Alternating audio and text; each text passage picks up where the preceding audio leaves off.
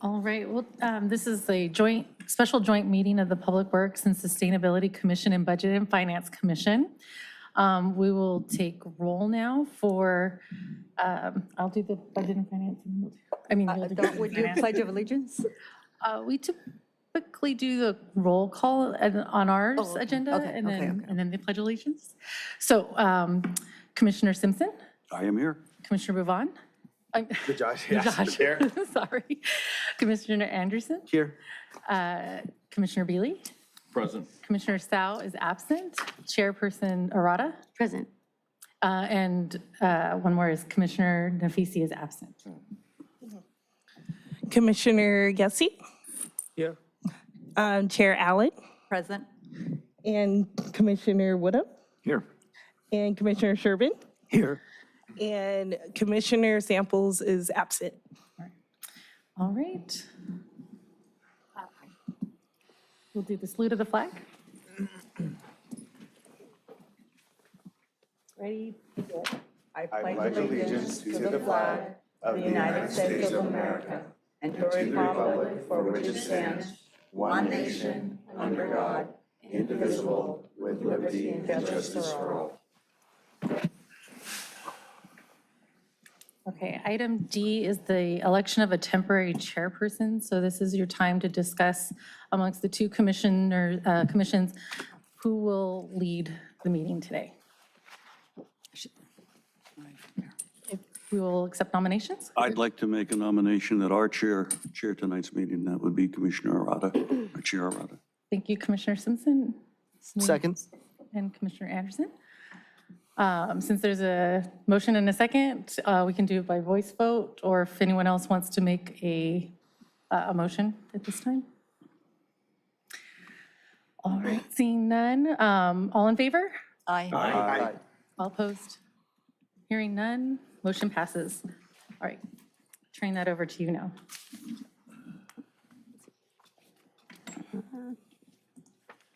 Blue folder items, additional backup of materials. Can I get a motion for the blue folder items? I thought I saw 4 blue folder items. Right, we would need a motion to receive and file the blue folder items at this time. Yeah. So if Motion anyone, to receive and file blue folder items. Second. thank you. All in favor? Aye. Aye. Thank you. All right. We are.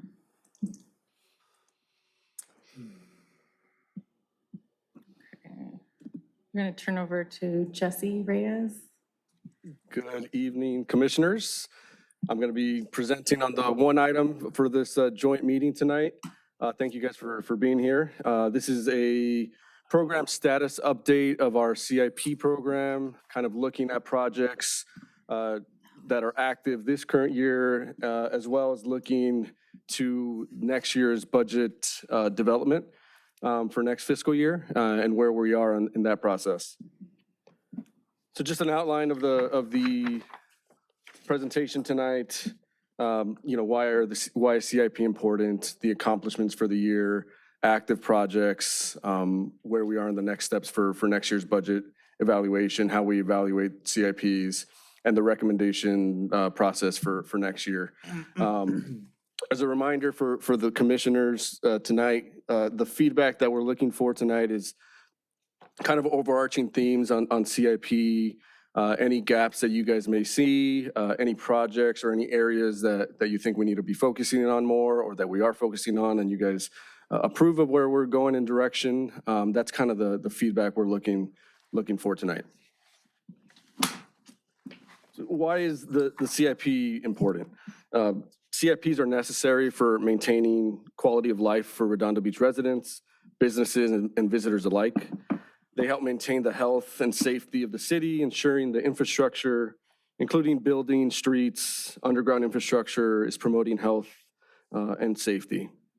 Good infrastructure helps maintain and increase property values. CIPs also assist in economic development by investing in the infrastructure that is needed to make the city a desired location. It also assists in limiting the city's liability by addressing potential hazards such as uplifted sidewalks, just to name one. So the evaluation criteria, when we're looking at potential projects to add to the program, it needs to meet one or more of these criteria. Is it a health and safety issue? Is it a mandate from the federal government, from the state government, from the county? Is it part of the strategic plan that the council has adopted? Does it complete an existing project, a project that's been sitting there for a while that just hasn't had the funding to move it forward? Does it support economic development in the city? Will it result in future operational savings, or is there significant outside funding to make sure the project can move forward?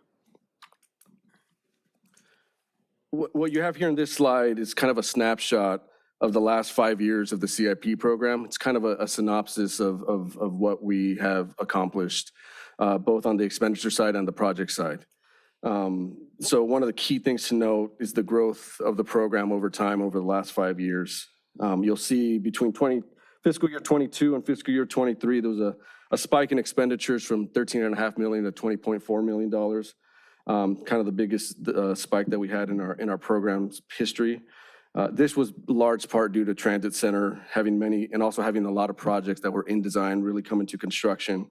And it really shows the amount of work that was done in that year and over the last couple of years as well. Expenditures in our current fiscal year, 24-25, we're currently at $17.8 million that we've currently spent. We're tracking probably to get close to last year's, $24.5 million. We'll see. We have some projects that are getting close to being completed, and we'll pay those out. Just to note, though, out of the $17.8 million, almost $18 million, 5 projects really made up half of that cost, and that was the Dominguez Park Play Equipment project that you guys hopefully have seen. Was kind of the highlight of this year, I would say. Bicycle implementation project, the MBB resurfacing project, Portofino Pump Station, and the International Boardwalk and Riviera Village paver project. Those 5 made up $9.6 million in expenditures for the year, so a little more than half of what we've spent so far. So the next couple of slides are just going to show projects that we've completed and that are in construction and in design. I won't go over every single one of these projects, but just to give you kind of the breadth of what projects we've worked on this year. As you see, 19 completed projects so far to date. We'll probably have a few more added to that by the end of June. Tracking close to what we said we're going to complete last year, which I think was about 26 projects. These are projects that are currently in construction. Artesia Boulevard intersection, we say in construction, hasn't actually started, but it's getting very close to starting. Right? That's Ryan's the kind of the project manager on that project. The bicycle 2 and 3, they're 2 projects, but it's really one construction contract. This is getting close to being completed. We'll have a few things that have to be tightened up. Beach Bluff headlight replacement. This is also going to be completed probably in the next few weeks here. Civic Center courtyard landscape, as you guys walked in, if you see, there's the movement actually, the pavers were actually added. The next step is actually getting some landscaping that'll be worked there, and then that project will be complete in the next several months. Traffic signal upgrades kind of goes along with Artesia Boulevard, helped fund that project. Portofino Pump Station, that's coming to a close here fairly closely in the next month or two. And then the Redondo Beach Marina Pay stations, that's also very close to being completed in the next couple months. Let's see. Here's just a overview of projects in procurement. What we call procurement is that we've awarded it. It's been put out to bid. We're still kind of going through the contract process, the execution process. So we have some pretty big projects here. Residential street rehab.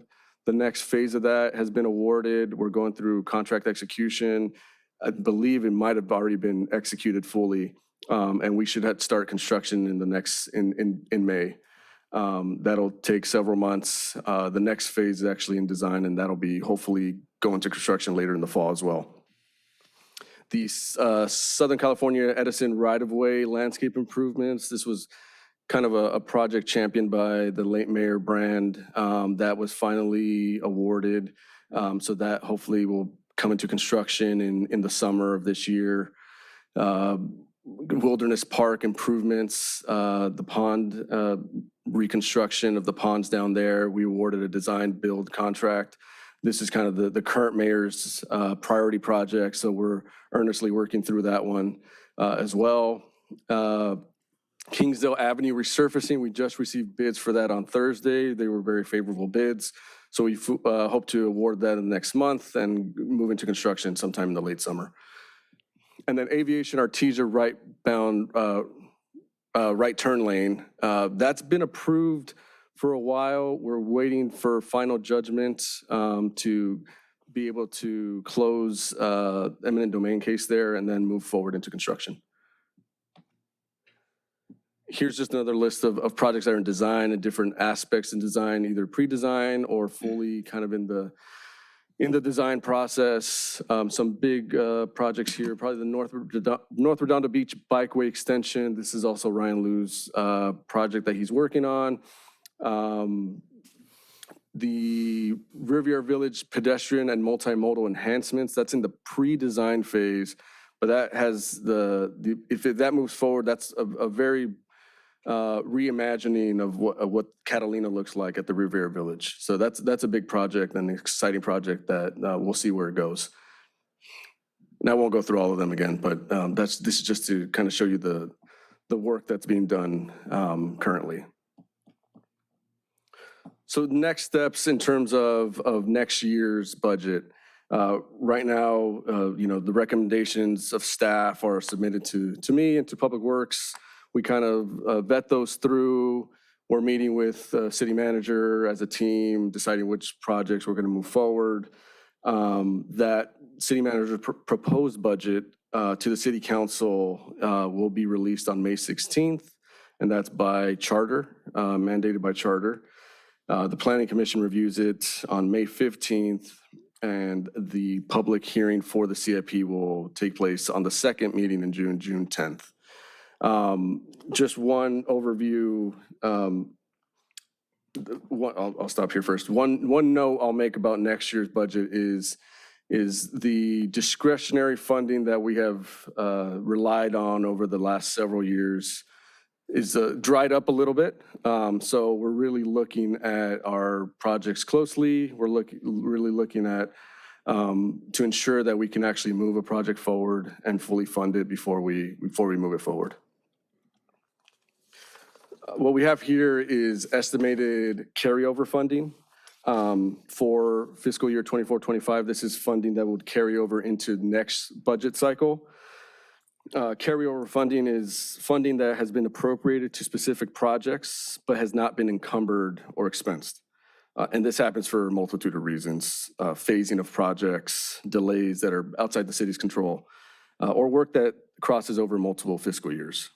As you see here, we're projecting, and this number could change depending on what happens in the next couple of months, $64.5 million. Large portion of these are regional Metro, regional Measure W grants, right? We have, Fulton Playfield, $3.4 million that we're carrying over there. Inglewood at MBB, which is almost complete, a couple $1 million there. Seaside Lagoon, which is a big grant, we're carrying almost $8 million there. All that to say is it looks like a big number, but a lot of this is tied up in grant funding and regional money that happens over multiple fiscal years. So draft for the fiscal year 25-26 budget. As I mentioned, we're currently in the development phase of our budget. We're getting close to starting to put that together and have it released for May 16th. I think one of the themes you'll see for the upcoming budget year is working through the backlog of existing projects, right? We entered the year with 120 projects. The only new projects that are being proposed will be grant-funded projects or a couple of council priorities that had lacked some funding that we're able to recommend to move forward. The last several years have seen the addition of over 40 projects Previous councils were very active in adding projects. Many of those were added when the city issued, and the Budget Finance Commission would know this well, the lease bond for PERS, right? That created some additional discretionary funding that the council, aggressively put into the CIP program. This upcoming year, I think what we're saying is we're going to get back to basics or to the core of our CIP program. There's not a lot of discretionary funding to add new projects. So we'll be focusing on our program that we kind of do on a consistent basis, and that includes the residential street rehab program, which is a very well-received program throughout the city. We'll be looking at our city facility infrastructure. Now that the voters have approved Measure FP, that money that was typically going to the police department and the fire stations to try to, upkeep those, that'll be redirected to some of our other facilities, including, City Hall, the Civic Center in general, and looking at our replacement of our HVAC systems, our roof, the kind of vital infrastructure that's not necessarily the most exciting, but just super important. And then there's a couple of projects that the council is very keen on moving forward. One is the Veterans Park Historic Library improvements, right? There's a potential agreement to have that leased out to an operator. So we need to make certain improvements on there before that fully goes forward. The Redondo Beach Performing Arts Center, we've carried over some funding there for improvements on their seats, on their roof. So we're really looking to making sure those improvements are done this upcoming year to make that facility usable. It's usable as it is now, but just make it a better product for all those operators that come in and lease it. And also Jesse, looking can at. I interject for Yeah, go for ahead. a moment? Can you repeat one more time? You said the FP funds are going to be redirected to No.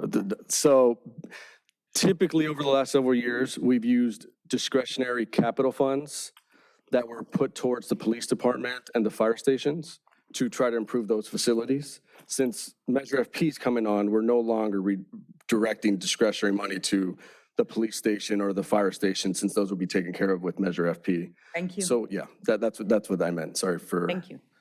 And then regional, we're looking at our regional Metro M and R projects. We have a couple big ones, like I mentioned before, the MAP project, which is the South Bay bicycle network, basically combining different cities and connecting different cities and different corridors throughout our city.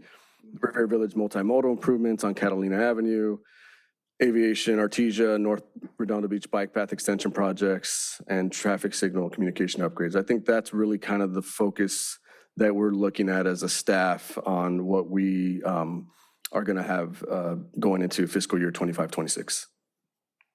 And with that concludes my presentation. So here to take any questions on any thoughts you guys may have. And at the end, the recommendation would be to receive and file the presentation along with any feedback that the commissioners may have. And I'd give Chair Arata back to you.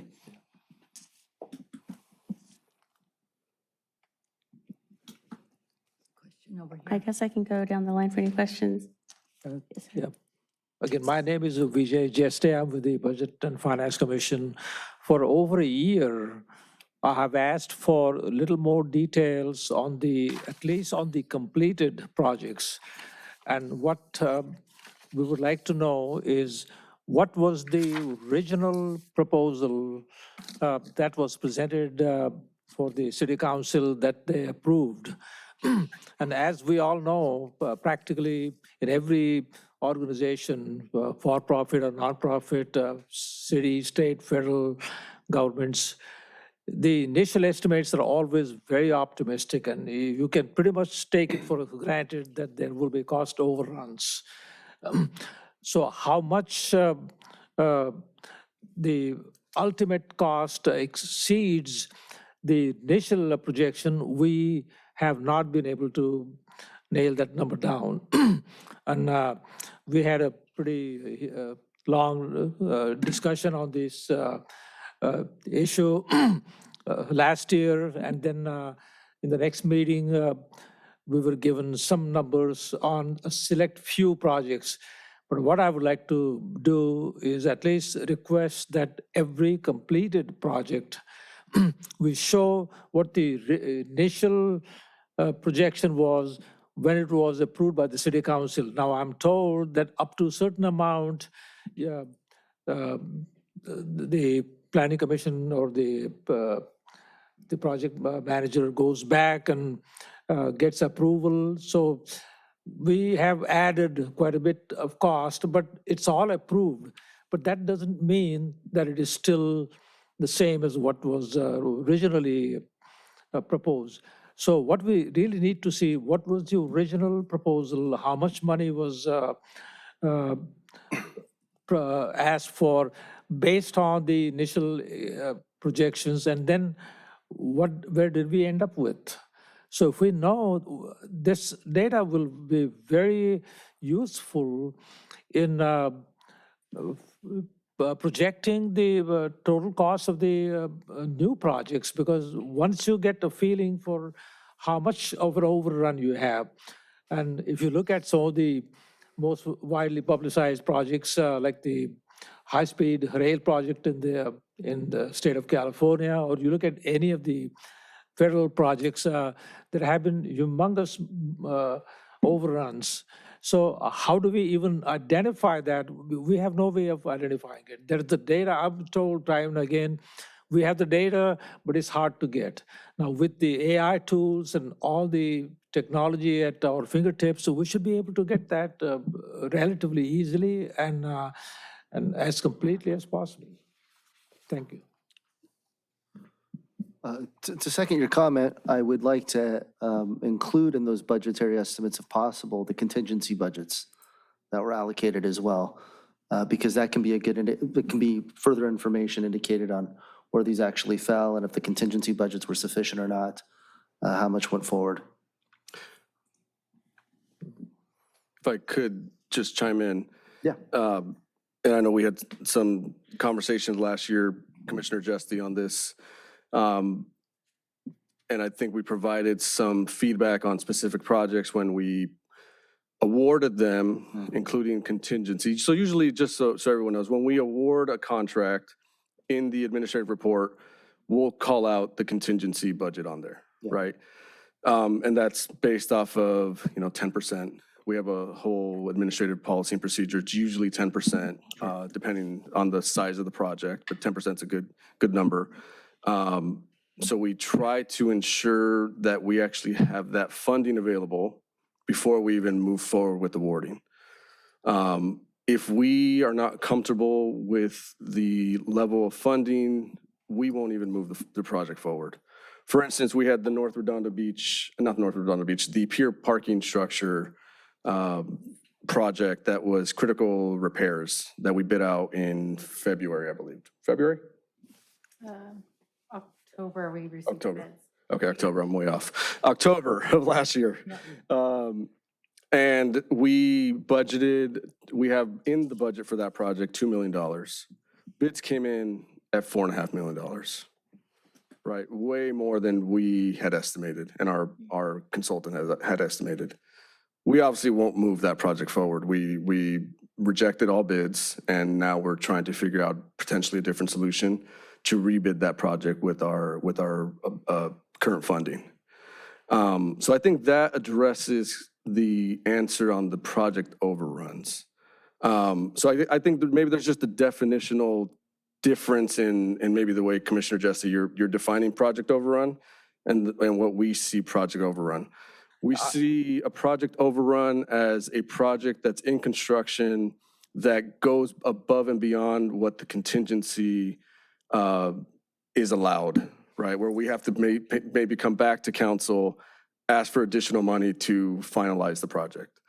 That is the way we define project overrun. There is a ton of cases in the point you're making, Commissioner Jesty, where, especially during COVID, where our estimates were just way off, right? I don't think anyone could keep up with what was going on during that time. So we had an engineer's estimate of, $1.5 million for a project. Bids came in at $3 million, right? That I don't consider and we don't consider a budget overrun, a construction overrun, right? That's just an estimate that was incorrect.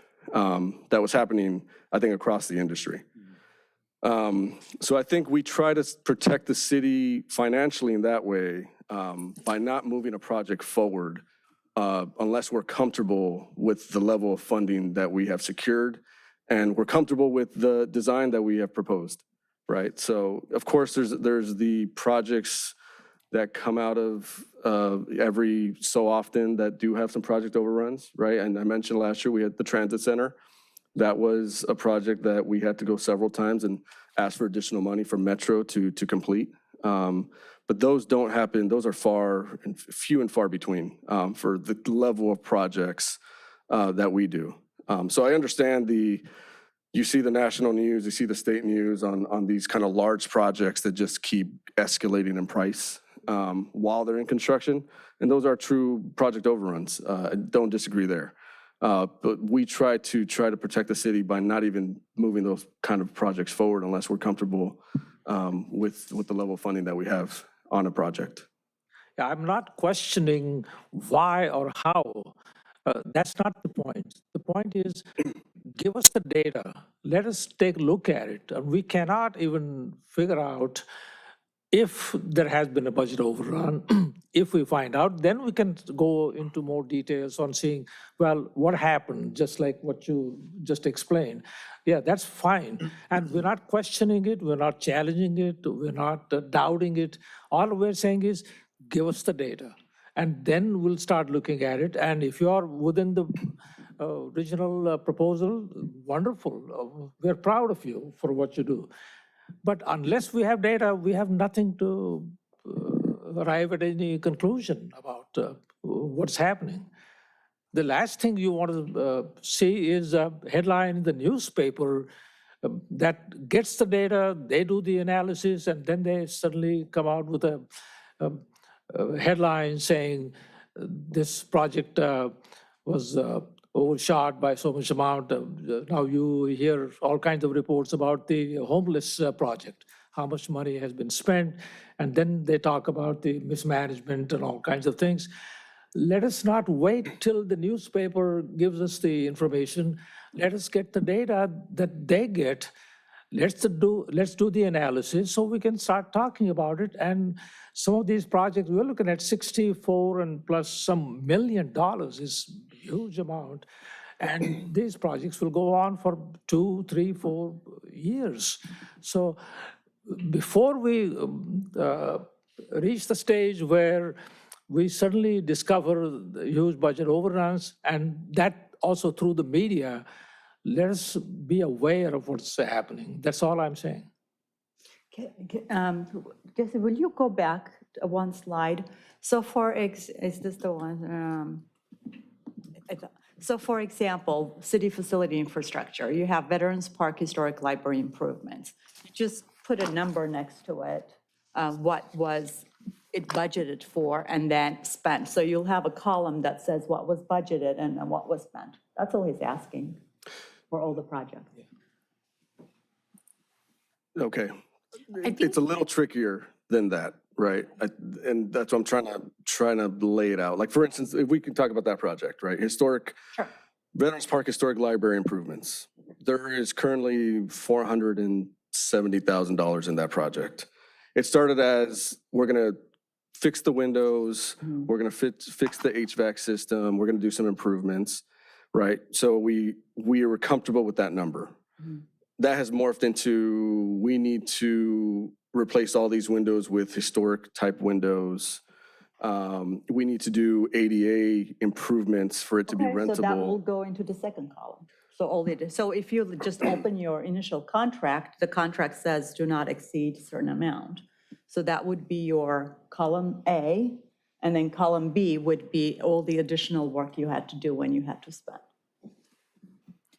And then when we see, for example, oh, you spent another $100,000 more, the under comments you can say because we had to do extra windows and extra this and that. That's all he's asking. No, I hear. My concern is always, Well, you guys initially said it was going to be 472. It ended up costing $1.5 million. Right, and you have an explanation for it. He's like, but it wasn't a budget overrun. It was, Yeah. we added more money. I It will- was a I will- scope change. I I would think say that's That's what, okay. as a project manager, just so you know, that is included in our ARs. We would always discuss the change orders on a project and bring that forward when it's accepted as complete, or if we already have to go over contingency. So everything is run through the city Right, he's council. not questioning how you guys So- do things. He's so just it- asking it to have it written out for us, like a summary for each project, that's all. I've said repeatedly, That's all. I've said, we're He's not questioning you. We're not challenging, we're not doubting. not All questioning we're you. saying, give us the data on a regular basis, so we know as much as what you know, and we don't have to wait till we hear it from the news media. That's all I'm saying. Yeah, he's not questioning, he's not challenging you. He's just asking to kind of have a summary of all the projects and then a column A, what was initially contracted, and then column B, what additional costs were added. That's all he's asking. Then you can have an explanation, so we don't have any doubt about what happened exactly. Okay, I mean, if it's when the contract is awarded, that's fairly easy to do. That's the starting point. Okay. That is the starting point. So, Yeah, that's no problem. If it's when the project Was was awarded. conceptually thought about, Yeah. then that's a different story, right? Because sometimes the council will say, hey, Public Works staff, can you So guys what's the give us? number you a- took to cancel that they approved? So that would be column A. The initial number Okay, the that- okay, council that approved is- would be column A. Yeah, That's something we do simple. already, right? That's something we Right. do. So he's just asking for it, right, you already have that, it's Yeah. easily attainable. So you just put it all project in one summary for him, you know? I think what That's he's, no what he- problem. And I think that's what we provided last year. So I have no problem with doing that.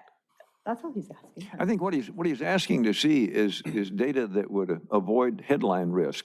The headline risk is a project that's double or triple what it was originally estimated. You're saying correctly that you have the data that shows, A, what was originally budgeted, and any change that was made in that project, totally retrofitting a building rather than 2 or 3 windows.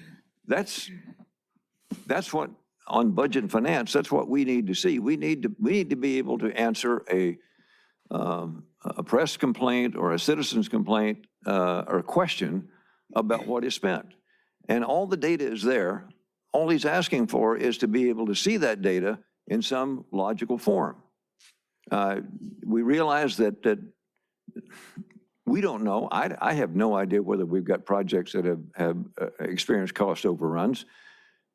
I know that with inflation being what it is, it's a devilishly difficult thing to plan a project because of what we've seen in the materials markets for the last 5 years, and it's getting worse. And it might get even worse. But we'd like to Correct. see, all we're asking for is to see that data so that when we're looking at a budget, we can apply some logic to it. We know why it's gone from X to 3X. And it's because of the trail that you provide on a project-by-project basis. And if it's, we're awarding a contract and that's our starting point and tracking it from that, that's no problem. That's something we keep track of anyways. Yeah. We can figure out a way to make it digestible in a readable way. That is no issue. Yeah, I know how well you guys manage this, and I know that you have the data, so all we're asking for is to see the data that you see. Yeah, the comment I was making is sometimes the council will come up and say, hey, we want to see X, Y, and Z over in this area. Can you guys tell us how much that's going to cost? Right? And then we write up a budget response report, right, as part of the budget process. At that point, it's a very order of magnitude guesstimate based off of our working knowledge, right? So we might say, we think it's going to cost this much. The council decides, okay, we're going to put some seed money in there so you guys can start the design process. Sure. Right? We start the design process. We actually get into the nitty gritty of the design. Once we go through design, you know what? It actually turns out that project cost 3 times more than what we thought. Therefore, what I don't want to conflate is that somehow that's a budget overrun. Yeah, Right? exactly. We just gave an order of magnitude cost estimate in the pretty conceptual design process. Now that we've gone through the design process, we have a better engineer's estimate. So just because we initially said it was going to be 1 million, and it actually turns out that our estimate was 3 million, that's not a $2 million overrun. Right? That was just an initial. Exactly, and we understand that. Yeah, that's the only thing I want to make Yeah, clear, we that understand that's not. Yeah. That's simple to. In that case, it becomes not project 1.1, but it becomes project 2.0. Just like the software. Well, no, If it's there still is the a same major project. change, you have a major version of it. And as long as you explain, that's all we need. That's all we're asking for. We're not asking you to justify, what's going on. Just tell us what's happening. Cost overrun is a pejorative term, and we're really talking about being able to distinguish between a cost overrun and a project that's simply grown over time for logical reasons. Correct. And If I could add it too, I think it might give the data, it might give you a good idea of how much to put into a contingency potentially for a project as well. For example, an asphalt repave, 10% might be really sufficient. You get in these higher risk things with respect to, you're redoing the HVAC, that might be warranted at 15%. You start doing utility relocations. I mean, those things can be a disaster. They can double in price. So it might be good just from that, so that way Public Works in the future can get a better framework of, hey, these projects really, there's a lot of iffiness that happens in general. And I know you guys are smart and know that as well as you're going into it, but the data could give you a better backup for that. Exactly. Potentially.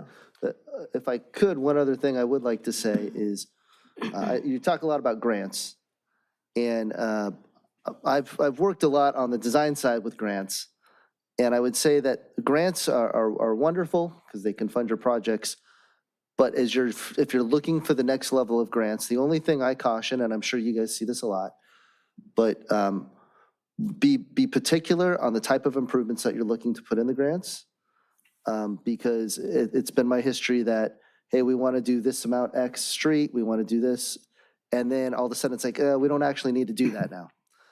And then you go for the funding to get approval of the grant, and they're like, hey, you said it was going to be, this length of road, it was going to be this much, and now you're asking for less than that, but you're asking for the full amount of money, and it doesn't compute to them. And now you're stuck in this weird position of like, well, we've got to justify this grant. Because in a lot of cases, I've noticed it's kind of an all or nothing. They don't piecemeal out the funding. And then on the top of that, in the grant itself, if it's asking for what the per item cost is to be very conservative in that. Because obviously, by the time you apply this grant and then you're actually going for procurement, that could be 4 years, 5 years easily.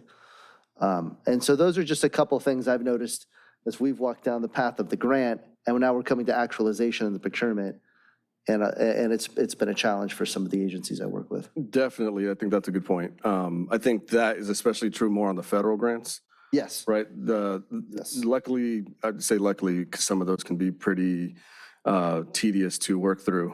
We have a lot of Metro grants. They seem to be a lot more flexible. Yeah.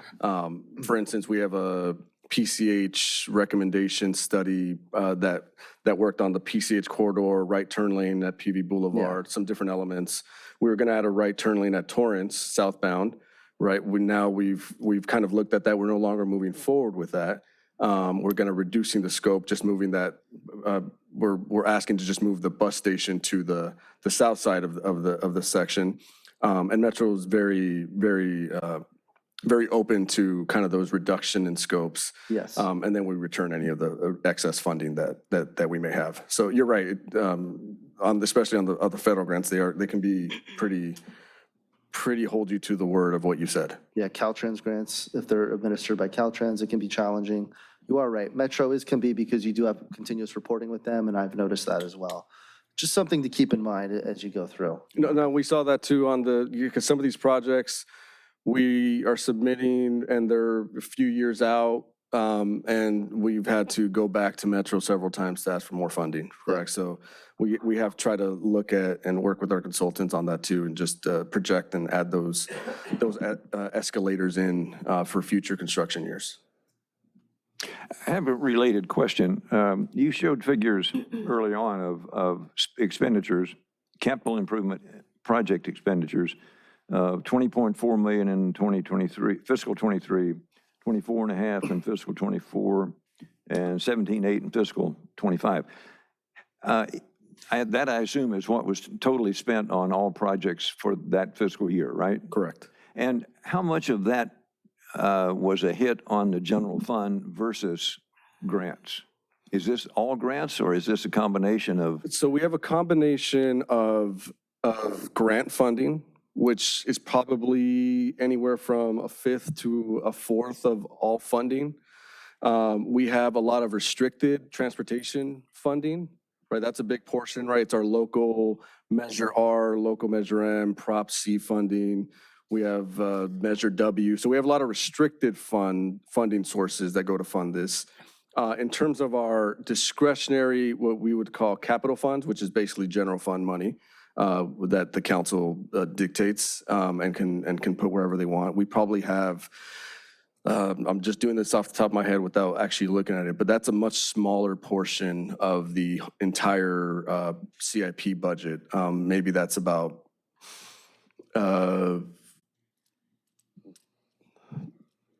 I'd have to look, but I don't want to give you, but I would say that's a much smaller portion, maybe a fifth of the entire program.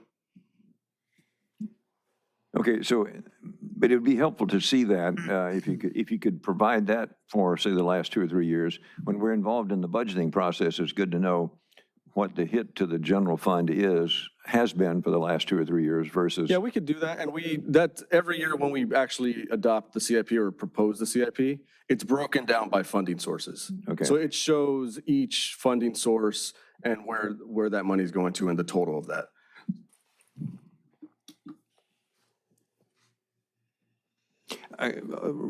We talked about inflation a minute ago. What are you seeing now in a way of cost impact of inflation? I assume you bid a project and costs can go up in the middle of that project, and some of those times you have to pay that extra. I know that based on COVID, supply chain disruptions that we saw, and now the fires and the damage that we've seen north of here and the possible impact that has on labor and materials. What impact are you seeing on projects that you're bidding now versus what you expected the cost to be? So over the last year or so, I think the estimators have gotten much better of estimating. We're kind of past that COVID time era where it was really difficult to project those.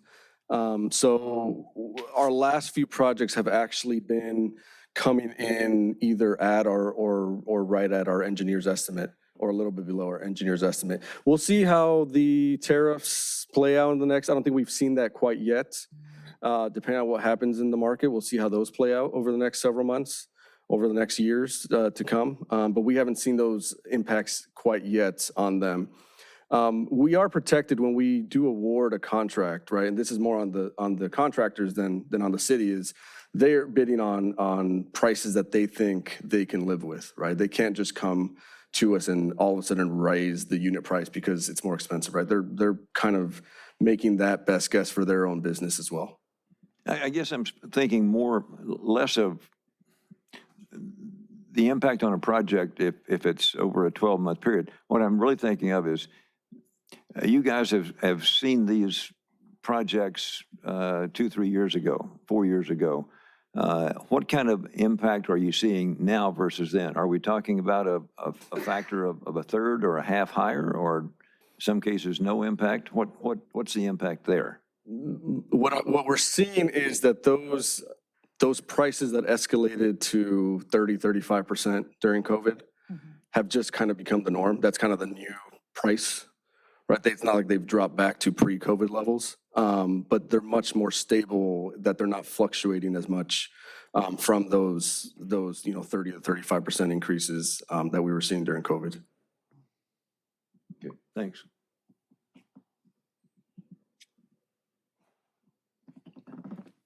I have a comment. Is it possible to provide the data with a timeline with the cost, the actual cost, and then like the percentage of change for the budget committee so that they can make the recommendations? In the next, we can definitely work on that. We're in the middle of the budget season. Yeah. So as soon as I'm able to put together the proposed CIP budget, I can, turn my attention to putting together those kind of looking back at current projects or the previous projects of the year. Okay, and would you be able to go back a couple of slides? I did have a question. Forward Go or- forward, I'm okay. sorry, forward. Forward, please. Forward, forward, one more. Okay. One more. I think another one forward, sorry.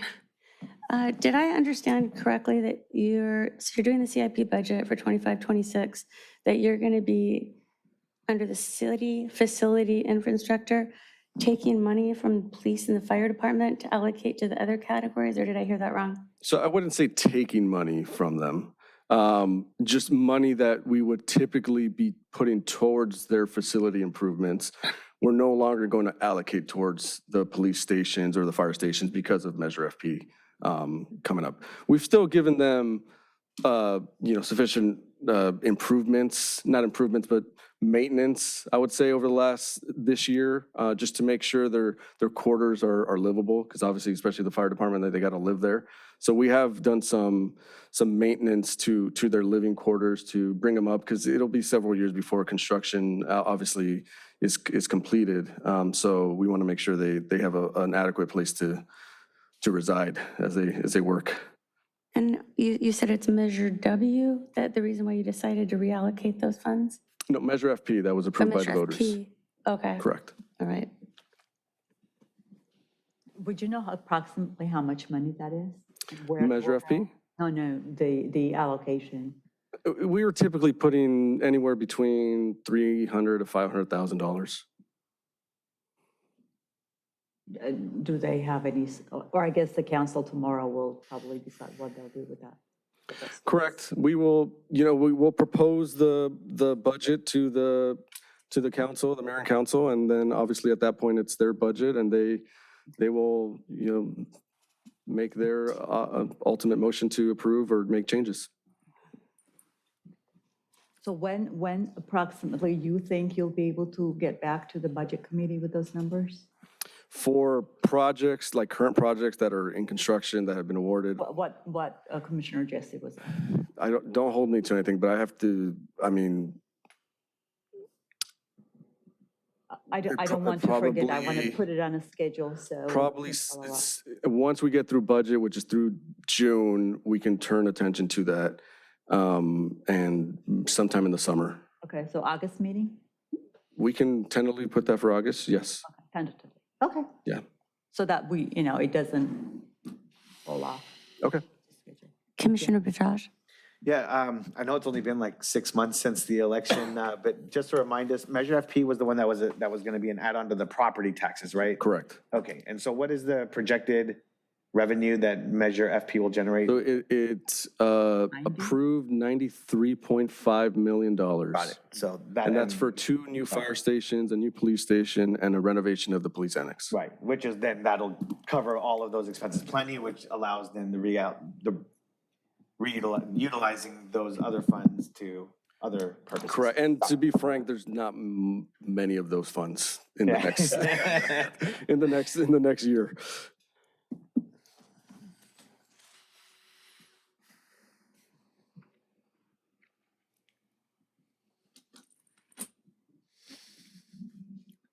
Any questions? I'll Okay. motion to receive and file capital budget. Second the motion.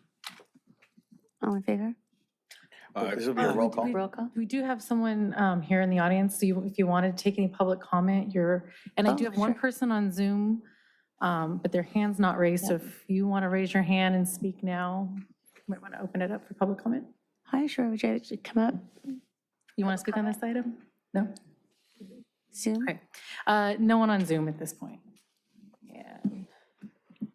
And let me I think double we have a check. second. Sorry, I did not have the agenda open, so let me just double check our public, our e-comments.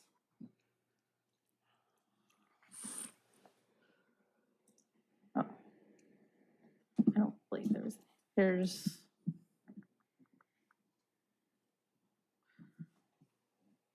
one e-comment, no. Actually, the e-comment was on the blue folder item. The first one. Sorry, that's for a different, that looks like it's not necessarily for the budget, it's for Public Works and Sustainability Commission. So there's no e-comments officially. Thank you. So we have a motion and a second to receive and file. We can do, let's do all in favor. Aye. Aye. Any opposed? No. All right, Thank you. thank you. We just need now, Motion to adjourn the meeting of joint commissions. thank you very I'll much. second. All in In favor? favor? Aye. Aye. All right, thank you. How'd you do?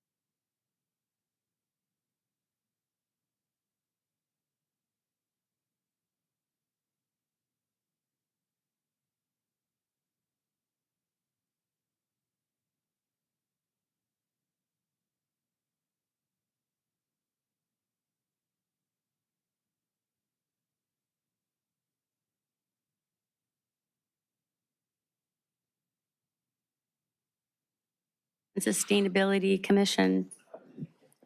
Start off with roll call. Commissioner Simpson, I am here. Commissioner Bajaj, Here. Commissioner Anderson, Here. Commissioner Beely, Here. Commissioner Nafisi, absent, Commissioner Sal, absent, Chairperson Arata. Present. Thank you.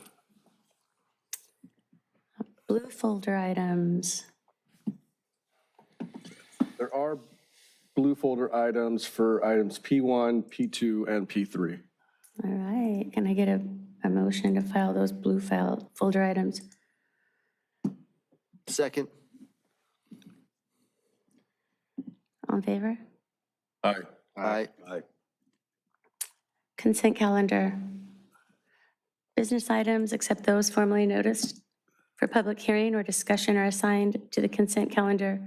The commission members may request that any consent calendar item be removed, discussed, and acted upon separately. Items removed from the consent calendar will be taken up under the excluded consent calendar section below. Those items remaining on the consent calendar will be approved in one motion following oral communications. Approve affidavit of posting for the Public Works and Sustainability Commission meetings. Approve the Public Works and Sustainability Commission meetings for the March 24, 2025 regular meeting. Receive and file Public Works and Sustainability Commission approved project status updates. Receive and file the monthly update to the city's strategic plan, 3-year goals, and 6-month objectives adopted by council on October 8th, 2024. I'll motion to approve the consent items. I'll second that. All in favor? We'll have to take, Oh, before we do that, if we see if there's any public comment. Public comment. And there is, for the record, there's no Mhm. one raising their hand on Zoom, and there's no e-comments for the consent calendar. So we have Now a you second. could- Yeah, you could take the vote now. All in favor? Aye. Excluded consent calendar. There's none. Okay, public participation on agenda items. This section is intended to provide members of the public with the opportunity to comment on any subject that does not appear on this agenda for action. This subject is limited to 30 minutes. Each speaker will be afforded 3 minutes to address the commission. Each speaker will be permitted to speak only once. Written requests, if any, will be considered first under this section. Public participation on non-agenda items. I don't have any cards for this item, and there's no one on Zoom raising there actually is someone raising their hand on Zoom, if you'd like. Mark Nelson, you can unmute yourself. Can you hear me? I had to use my phone because I was having trouble with your feed being choppy. Yes, we can hear you. Yeah, hold on. Now I don't have any. Sorry, I don't have any audio at all from you.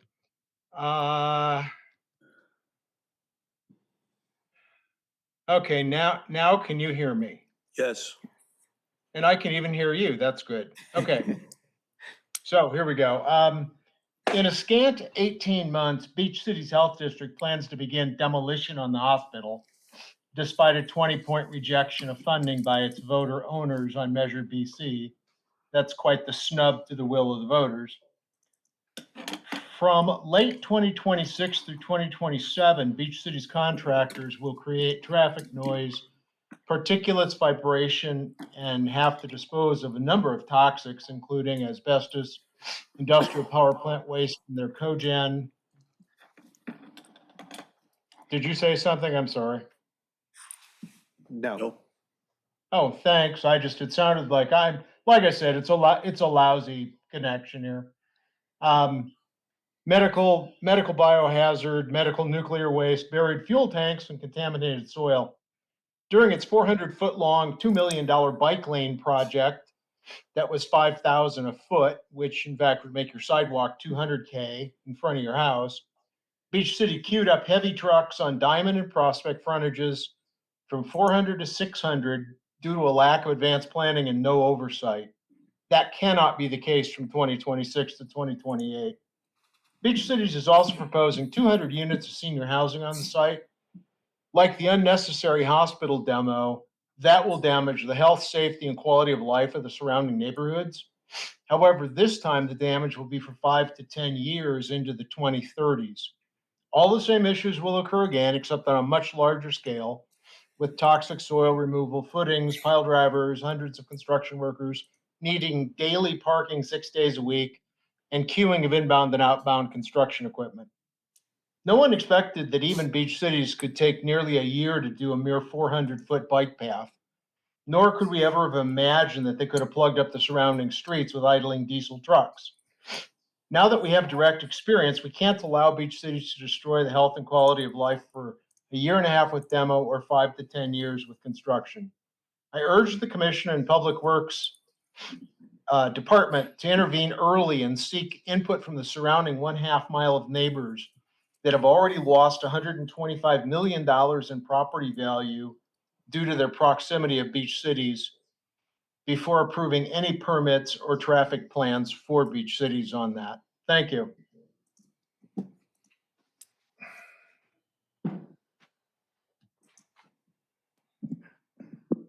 There's no one else on Zoom.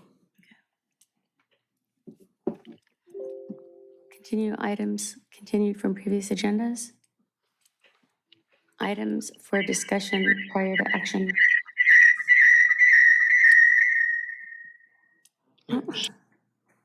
Follow-up discussion of long-term intersection improvements at Ripley, Huntington, Perkins. Good evening, Commissioners. Just see if you could pull up my presentation.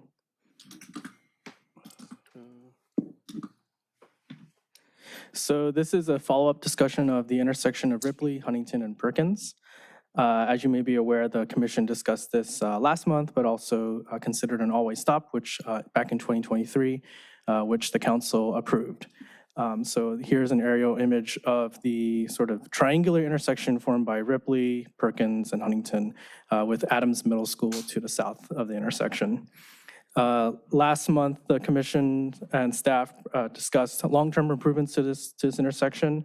Both Huntington Lane and Perkins Lane are in design for residential street rehab. So at the Commission meeting in 2023, the Commission discussed, long-term improvements to this area when as a part of other capital improvements. So we are here at this time. And at the previous meeting, City staff presented proposed changes based on resident input. I believe one of the area residents had some questions, had some opposition to what staff originally proposed. So the Commission chose to continue that item to this month.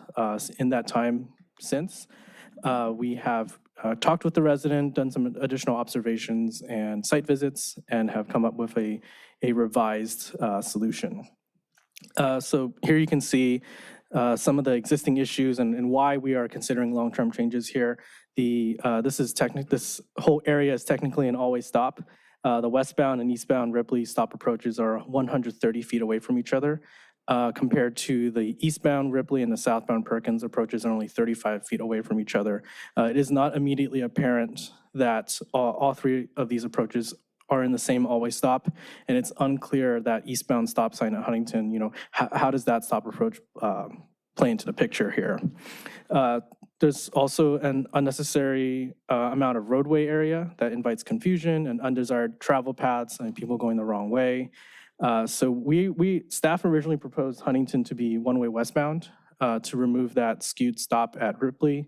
But the resident was concerned at 2701 that their driveway, since it opens up right onto Huntington Lane, that a vehicle could enter if they were going westbound, and the resident from that driveway could not see that vehicle coming in. And then I believe the Commission provided additional feedback on this concept at the previous meeting. And so here is our revised solution. So we intend to keep the directions of the street the same. So keeping the same eastbound one-way on Huntington Lane, but expanding that island with perhaps some native plantings, additional landscape improvements there to really show what the desired vehicle paths are. So we will be moving the westbound stop sign on Ripley, closer to the intersection at Perkins, squaring up that intersection so that each approach is hopefully more 90 degrees to each other, using curb extensions to slow down the vehicle turns and provide the necessary space for curb ramps. Here in these green rectangles, we're showing the parking spaces that will be kept as part of this, continuing to prohibit parking all along the island. Staff originally proposed this island to be a little bit smaller to fit some parked cars along that island. But after hearing feedback from the resident, that parking is, not in high demand. So we're proposing to keep that parking prohibited just to maximize the visibility in this area. And for Huntington Lane, narrowing that approach. And it's not very apparent from this graphic right here, but informing the designer for this project to curve in that stop approach so that it's more squared up with Ripley, but not part of the always stop at this intersection. So there are a number of benefits to this, opportunities for less impervious surfaces, consolidating the crosswalks. It preserves a parking space next to 2701 Huntington in front of their own house, and not, if we flip the direction of the street, we would have to get rid of it. There was also discussion about adding an additional crosswalk across Ripley to the south side of Ripley. Staff looked into this and do not recommend it at this time because that would require an additional ramp on the south side of Ripley, which is actually outside the scope of this rehabilitation project. So we start running into some issues with the funding that we have. In addition, there are no school entrances on that side of Perkins. The entrance to Adams Middle School is closer to Felton. As you can see, as this picture here, there's a crossing guard there that does, in my opinion, a very good job of controlling the flow of traffic before and after school. And that's where we want to direct a lot of the pedestrians and cyclists who are crossing there. As part of a separate project that we will be discussing in item P3, the Metro Active Transportation Project, we will be installing a raised crosswalk. We're proposing a raised crosswalk, mixed-use path crossing at Inglewood. So hopefully that will make that crossing better safety at that crossing. And so we believe at this time that we do not need or want to encourage additional school crossings at Perkins where there isn't really a school entrance. So here are the available alternatives. If the commission recommends this design concept, we will work with the project's consultant to finalize the plans for the residential street rehab program for the city council to approve. And happy to answer any questions. Commissioner Bajaj. First of all, thank you. I want to commend you and your effort for working with the community and coming up, with a collaborative solution that everyone is, theoretically on board with. So well done. And, that's that kind of community partnership that's really valuable. I just want to clarify, you said that they're going to be there's a plan for a new marked crosswalk at Ripley and Inglewood. So therefore, the challenge with putting the crosswalk right there, but the crossing guard will remain at the existing location where they're currently crossing the children, right? I believe that's correct. Okay.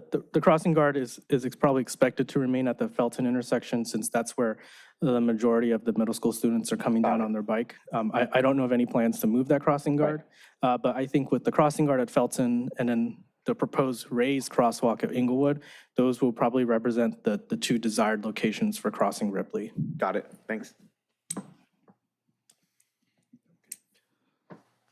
Commissioner Anderson. Yeah, I was going to say, I'm glad we delayed this discussion another month. We intentionally did that, right, because you were not available last month. And we really wanted to get your input. And also, we didn't really have a lot of time to digest the residents' input as well. So I think this is a good compromise and reassessment of that information. My question is that the bulb outs on Ripley, is the purpose now, if we're not going to have a crossing across Ripley, to have just to kind of maybe mitigate speed? That's correct. Okay. Yeah. And do we see a lot of anecdotal evidence of people jaywalking across Ripley in this area? I'm sure there's no traffic counts or pedestrian counts. Yeah, we don't have hard data for this. Technically, this is still a legal crosswalk, so Yeah. pedestrians are welcome to cross there. I think if a pedestrian were to cross Ripley there, that crossing is still shortened. So that is still a net benefit, even if we are not providing a ramp there. Okay. But I think if it starts to become an issue, if we need to put up signage telling people to formally close that crosswalk, that's something we can consider later.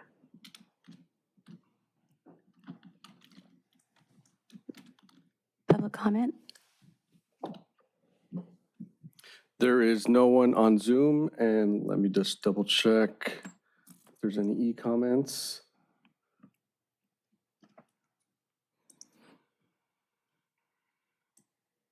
There is no e-comments for this item.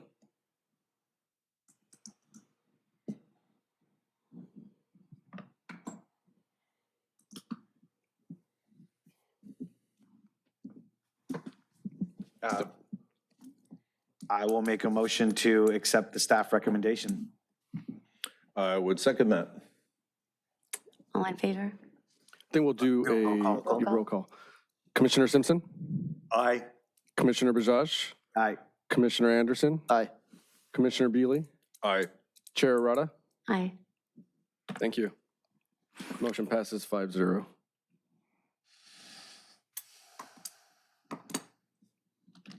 Moving on to discussion of traffic calming measures on Prospect Frontage Road 500 to the 600 block. So some background on this item. There was a District 3 neighborhood meeting with Councilmember Kalajetovich back in December 2024. There were some resident concerns about speeding, safety, and cut-through traffic on the Prospect Frontage Road. So this is, as you can see below, this is a frontage road on Prospect that as you go right on this image, you're going southeast, southbound on Prospect. This frontage road starts south of Barrel and ends at Diamond. These arrows show the directionality of the street of that frontage road. It is two-way from the top up to the traffic signal with Beach City's Health District, and one-way northbound from Diamond to that signal. Besides those concerns on the frontage road, there were also concerns about speeding and safety on the main line of Prospect. So Big Prospect, the main line of the street. We collected data in advance of that meeting that we can share with you in the next slide. There was also concerns about ambulance siren noise, visual and noise impacts from the frontage median shrubs. So historically, there were a line of shrubs that were separating the main line and the frontage road. And due to disease and drought, those shrubs have had to be taken away. There was also a desire for crash protective measures such as K-rail or a sound wall to mitigate noise or potential errant driver departures from mainline Prospect. Since that neighborhood meeting, 2 sample plants were installed. Time is necessary to grow those plants, so we're seeing how those hold up. Engineering is researching the cost and feasibility for any sound or crash mitigation devices. There are a lot of different standards that we have to follow. This is something that isn't common in Redondo Beach, so we're taking our time to research the standards and criteria and requirements for any type of attenuation devices along the frontage road. The District 3 council member also requested the fire department to reduce siren noise if possible, requested police department enforcement. I believe they put out a radar trailer for mainline Prospect. And a note about the data for the main line of Prospect, we measured about 16,000 vehicles per day, and the 85th percentile speed was 42 miles per hour. Any type of very effective countermeasures, engineering countermeasures would probably require some council action and overall corridor studies. So we're not doing spot treatments along one block like we might typically do for a local residential street. So that's where we are with those items. This agenda item is specific to traffic-related measures along the frontage road.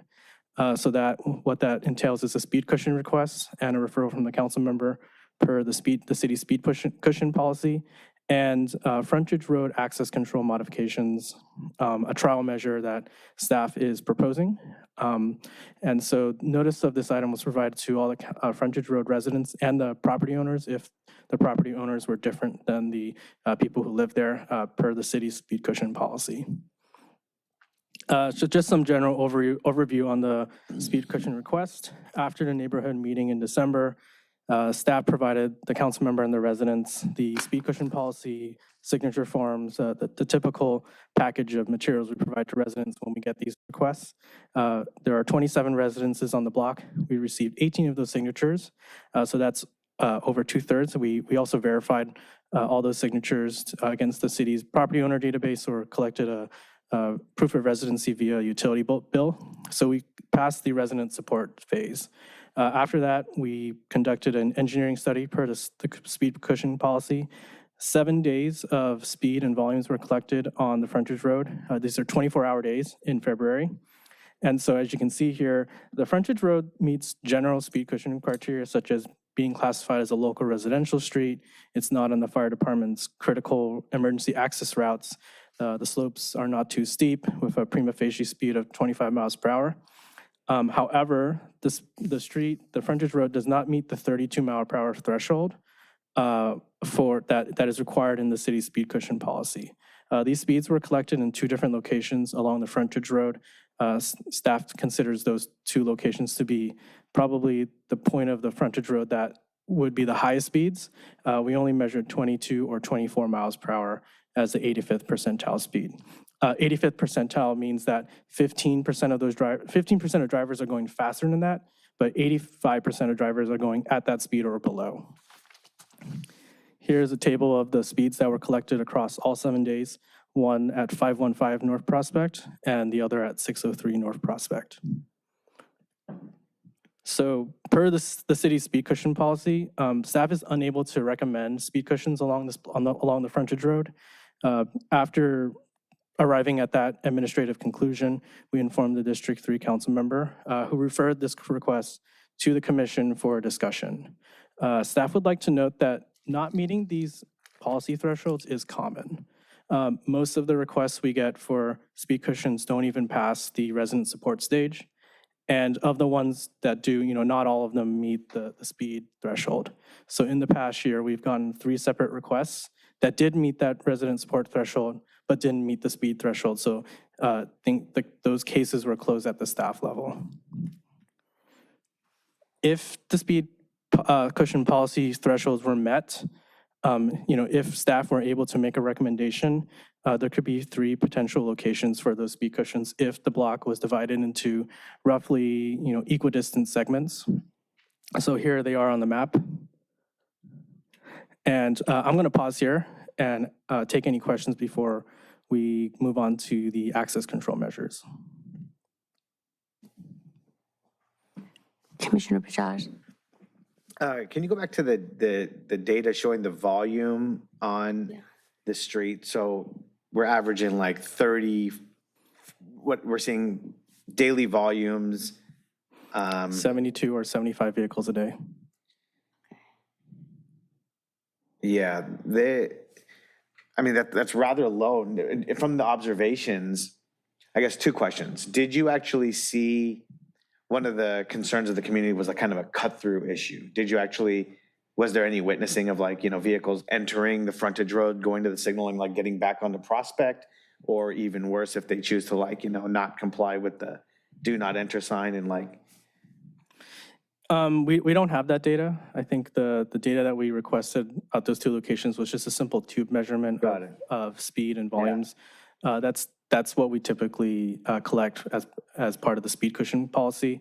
I know there is some capability to track vehicles, entering and where they go, but we understand that data is a little bit more expensive because it requires the technician to track every single vehicle that comes through. I guess what I'm trying to say is, relatively speaking, these kind of volumes for an entire day are pretty low. They are. And so I would say that, of our past speed cushion requests, North Paulina, North Maria, all those streets in District 2, we've gotten about 500 cars per day. You've seen Meyer Lane is about 3,000 vehicles per day. So this one comparatively is a lot lower. Right. And so if we've got very low volumes, then it might not be a significant cut-through traffic issue.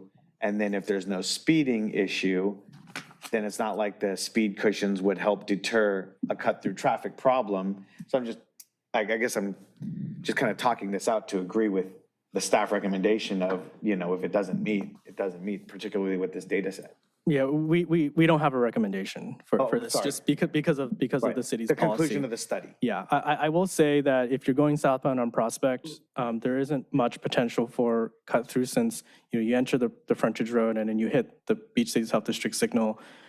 It doesn't offer that much value to it unless you are disobeying the do not enter and then exiting onto Diamond, which speed cushions likely would not prevent if someone is blatantly ignoring a do not enter sign.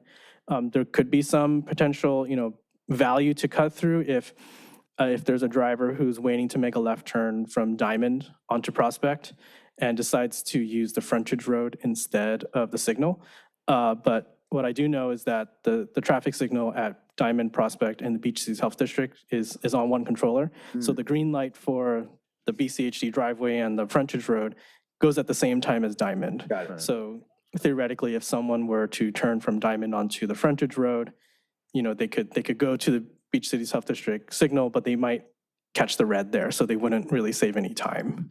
And from our experience, there usually has not been a lot of left turn congestion in that area. Right. The last traffic volumes we took in that area, the left turns from Diamond to Prospect were not substantially high, which is why we actually reduced it down to one left turn lane rather than two left turn lanes, which was actually a violation of the MUTCD. So from our anecdotal experiences and the data that we have in that area, the cut-through traffic probably is not, a major concern. Right, is there any accident data? We don't have a lot of crash data on the frontage road. There is some history of crashes on the main line, as is typical for a street of that functional class, but not specific to the frontage road that we've seen. You said that, I'm sorry. Oh, no, you're good. Commissioner You Bertrand. said that there's a second part of this where you're looking at access, like modifying access issues here? Yes. Okay. Do you want us to move to the second part of that discussion, or No, I mean, still focus on the speed cushions first? I just have a question. I'm sorry if I missed it. What is your observation time? Is it For these speeds and volumes? So those tubes were laid down for 7 days. So if you see on this chart, it's between the 18th of February to the 24th, and those tubes were down for 24 hours a day. So it's catching every single vehicle from the 18th to the 24th of February at all hours. Oh, so the 7 days. Okay. Yeah, 7 total days, 7 total 24-hour days. So Okay. you can see here, the volumes a little bit higher during the weekdays, a little bit lower on the weekends, especially a Sunday. Mhm. Thank you.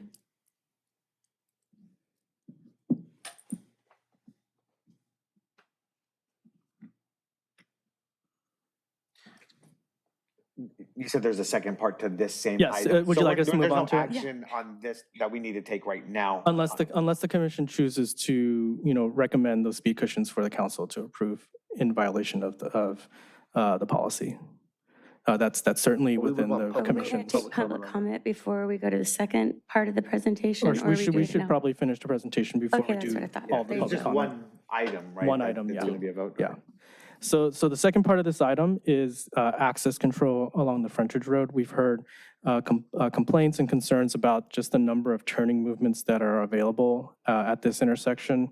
So as of right now, if you're coming from the Diamond side of the frontage road, it's a one-way street, and then two-way for the section of the frontage that's closer from between Barrel and the Beach Cities Health District. So what staff is proposing as a possible solution and test trial is to prohibit this inbound access at BCHD. Inbound access to the frontage road will still be provided at the northern end, either by a left or right turn, and at Diamond to come into the frontage road. So this would remove that extra sort of third inbound option here. There is sufficient space in the frontage road to test this out, such as putting barricades and covering the traffic signal poles and putting the appropriate signage to prohibit inbound access here. One of the benefits of this is just to create some extra breathing room to focus this roadway space on vehicles that are exiting. This is something that's easy to test. If the commission recommends this and the council approves, and it is successful, and the council approves like a permanent solution, this would require a CIP project to make this permanent. Compared to that test of Ripley Pullman that I think the commission may recall, that was a pretty easy change that could be made via striping. This would require some curb and gutter improvements, some signal modifications as well. Some downsides to this is that typically access control measures affect the residents who live on that block the most.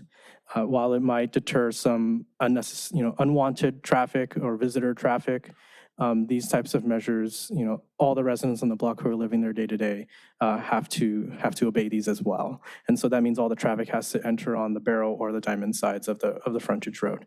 It could also increase some circuitous traffic along certain sections of the frontage road that originally might not have occurred.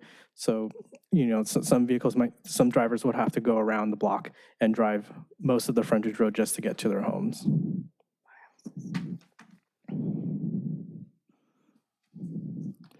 So staff doesn't have a particular recommendation on this either, but it's certainly a worthwhile proposal that could be tested if the commission chooses to recommend this.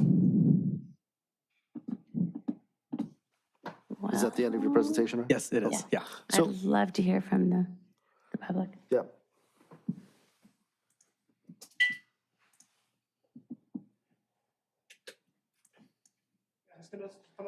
Yeah, yes, please, come on up.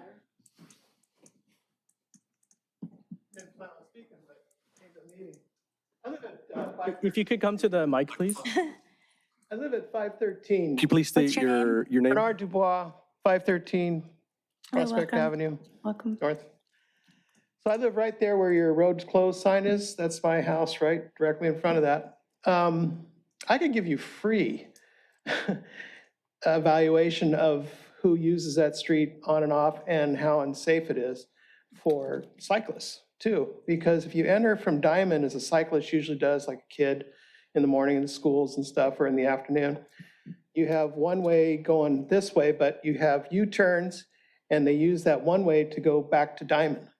So they disregard the signs of one way, do not enter. I often thought of just putting a blinking sign or, something there to remind them that it is a one way, because they stop, they look and they get frozen. They don't know that it's a one way because the sign's really high. Speeding, yeah, they speed sometimes. The bikes do, cars, one transition that they do is they come off a Prospect going south and they see a red light on Diamond. They cut through the one way and enter Diamond, it's a blind corner, enter Diamond and go back out on Diamond and go back on Prospect. I see that quite a few times.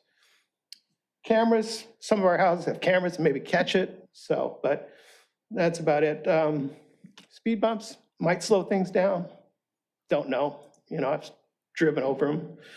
They make a lot of noise. If you have a really low car, could cause a problem for low cars, riding cars, but it's a tough situation for us. I've lived there since 2005. I bought a house there in 2005 or 4. Lived on Avenue F, grew up here in Redondo Beach. So that might be a trial. That'll just cut off the street in front of our house. And then it will make it difficult for some of us to get into our properties. I don't know what the solution is. I think foliage and guardrail, as far as safety-wise, it's needed on that street. Sometimes I've seen accidents where they've hit the telephone pole, rolled their cars on the opposite side of the street. Guys going too fast. There was a guy that flew completely out of his car and they found him in the bushes. They didn't even know where he was till later on. There should be a record of that accident somewhere. We had a car roll over at one time. I don't remember what the date was. Roll over off a Prospect and took out one of those trees. And of course, when we did have the drought, the water got shut off and all those trees died. So, they kind of slowly lost, but there's nothing there now. We could see the streets and, look, if we're going to enter Prospect off of our street, we can see well, but that's just it. There's nothing there to protect the parked cars or protect people or kids or whatever on that street. And sometimes they just go fast, not all the time, but they do. So That's all I got to say. Time. Sorry. Thank you. Thank you.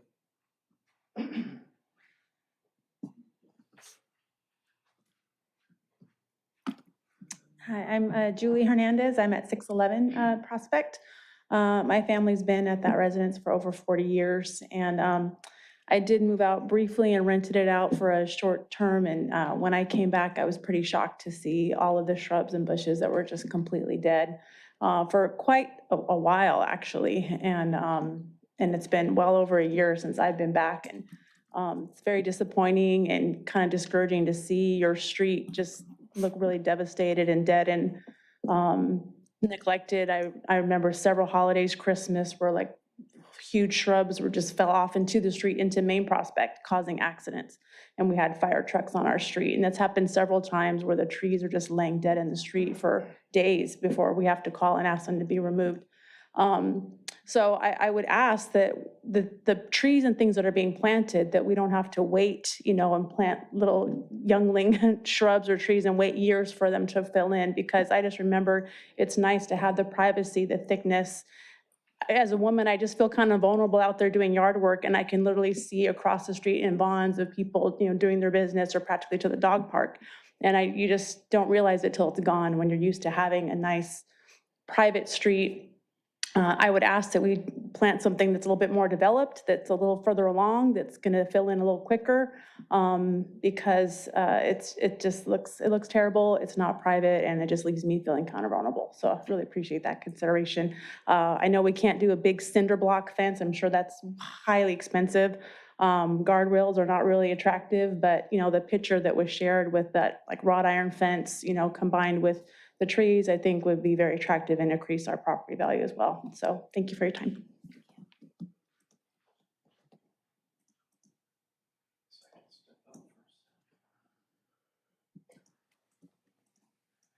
Good evening. My name is Daryl Boyd. I'm at 521 North Prospect. Lived there for 32 years now. Was very private when we purchased our home. The shrubbery and everything was kept up well. The irrigation system was working. Very good privacy. Even the old South Bay Hospital was much more quiet than what we're experiencing right now. A lot more siren noise with the, I forget the name of the senior living off the top of my head, I couldn't remember. But we're getting much more ambulance noise more frequently over there, just blaring 3 or 4 times a day. And I know that Paige is working with the fire department to try to get that work done. But our privacy is definitely gone in the past year. Even with the dead shrubbery, it did maintain some privacy for us, and even a bit of a sound barrier. Now we have nothing. We're living in an echo chamber over there. It's terrible. It's just nonstop noise circling our homes over there. We've got speeding cars, we've got loud exhausts, we've got booming bass, just everything. We're being annihilated constantly. Walk out of your house. I like to work in my garage. I'm a car guy. Can't even go out there anymore without an audience. It's just, it's gotten that bad. Traffic has increased, so we're getting traffic backed up from the Beach City signal back to about 523. I think I'm at 521, 523. We get traffic just sitting in front of our homes. Cell phone conversations, booming bass, the exhaust, idling, just all of it.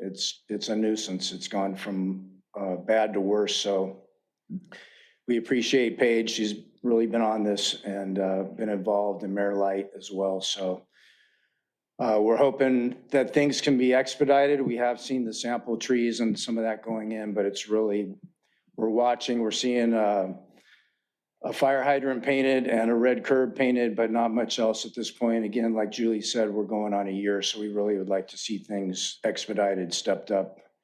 We need our privacy and our peace back, and we appreciate you listening, and hopefully we can get this resolved soon. Thank you. Thank you.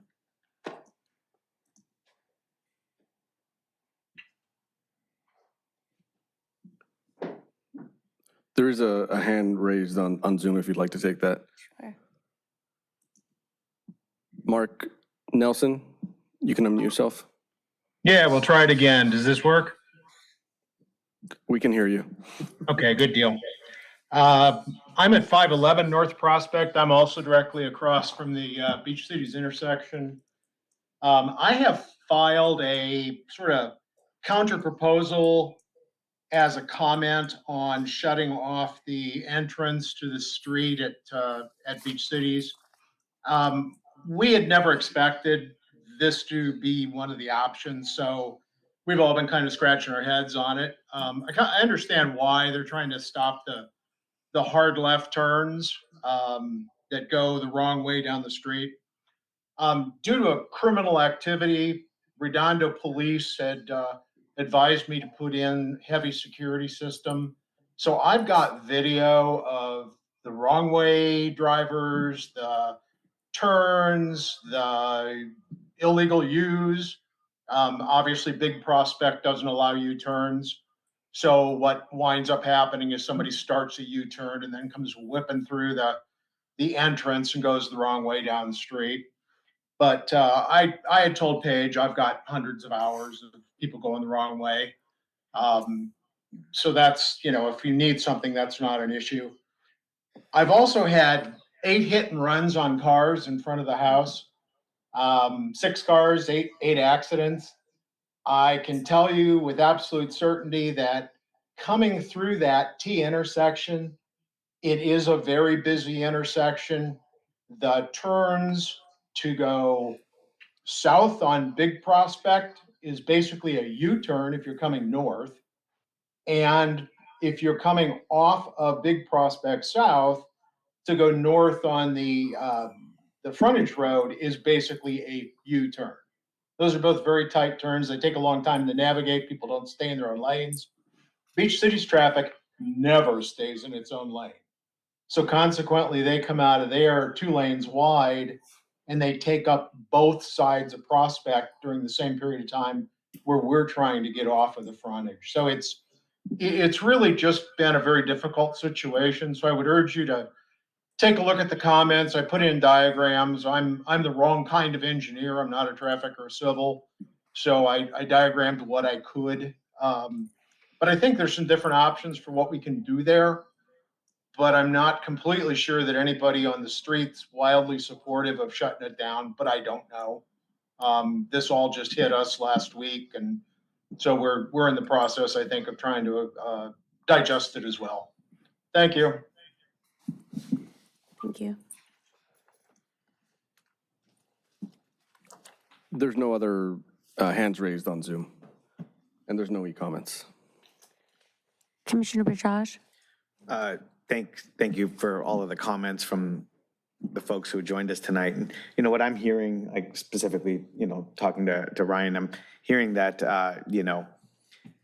there's maybe some concerns over lack of compliance for the one-way segment and then the noise issue. I'm not really seeing or hearing, at least for tonight, other issues that would maybe necessitate speed humps. And we did hear one comment at the end for access issues. You do have a protected left turn there, so it is a nice, protected, safe infrastructure that's already there at the Beach City signals for those who are going north on Big Prospect to, want to get onto Little Prospect. But, there might be an opportunity to explore some other enhancements to really reduce the lack of compliance on the one-way segment. Like, just if you look at like northbound Little Prospect, where the red curb is, we've done this in a couple other places, in this city and in other cities where, maybe like a low-cost bump out with some bollards, and then you could put a secondary do not enter sign there. So it almost creates like a choke point as you're approaching the Beach Cities intersection. So that way it's very obvious and apparent to discourage drivers from driving against it if you kind of choke down that little point, like in front of Mark's house, Yeah, we could probably put in a striped bulb out. Yeah, So- and maybe so something like that that's- might be a little yeah. less of an invasive alternative than something like this. So I don't know, maybe it's something to consider, but. Yeah, I think a striped bulb out might be a good idea to at least give the visual impression that this is a single lane Yeah, it exit. maybe creates more self-compliance for those who Yes. might choose to. Yeah, that's something we can definitely look at. We also looked at other types of, like do not enter or stop bars or things like that, but technically we don't have any stop sign at this intersection, and we're hesitant to add a stop sign that's so close to a signal that those two things could be misinterpreted. So that's why it's challenging to add a stop bar, like a thick bar, or a stop sign at this intersection because the Prospect signal is right there. Yeah. But, like I said, I think you've got such a nice left turn signal, a lot of people will really fight tooth and nail to get a protected left turn at an intersection, and to have it and then close it off just seems a little drastic, but those are my thoughts. And, once everyone else comments, and maybe I'll make a motion. Kind of like the bulb out idea. I think that's really smart. It would be like right in front of where the black car is.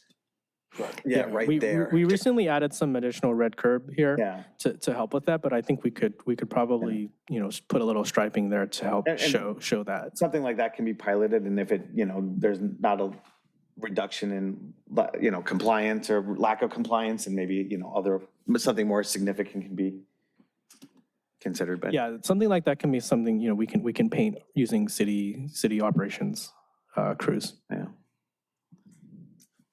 But I'll make a motion that that the only action taken at this time would be some type of a bulb out treatment for northbound Little Prospect.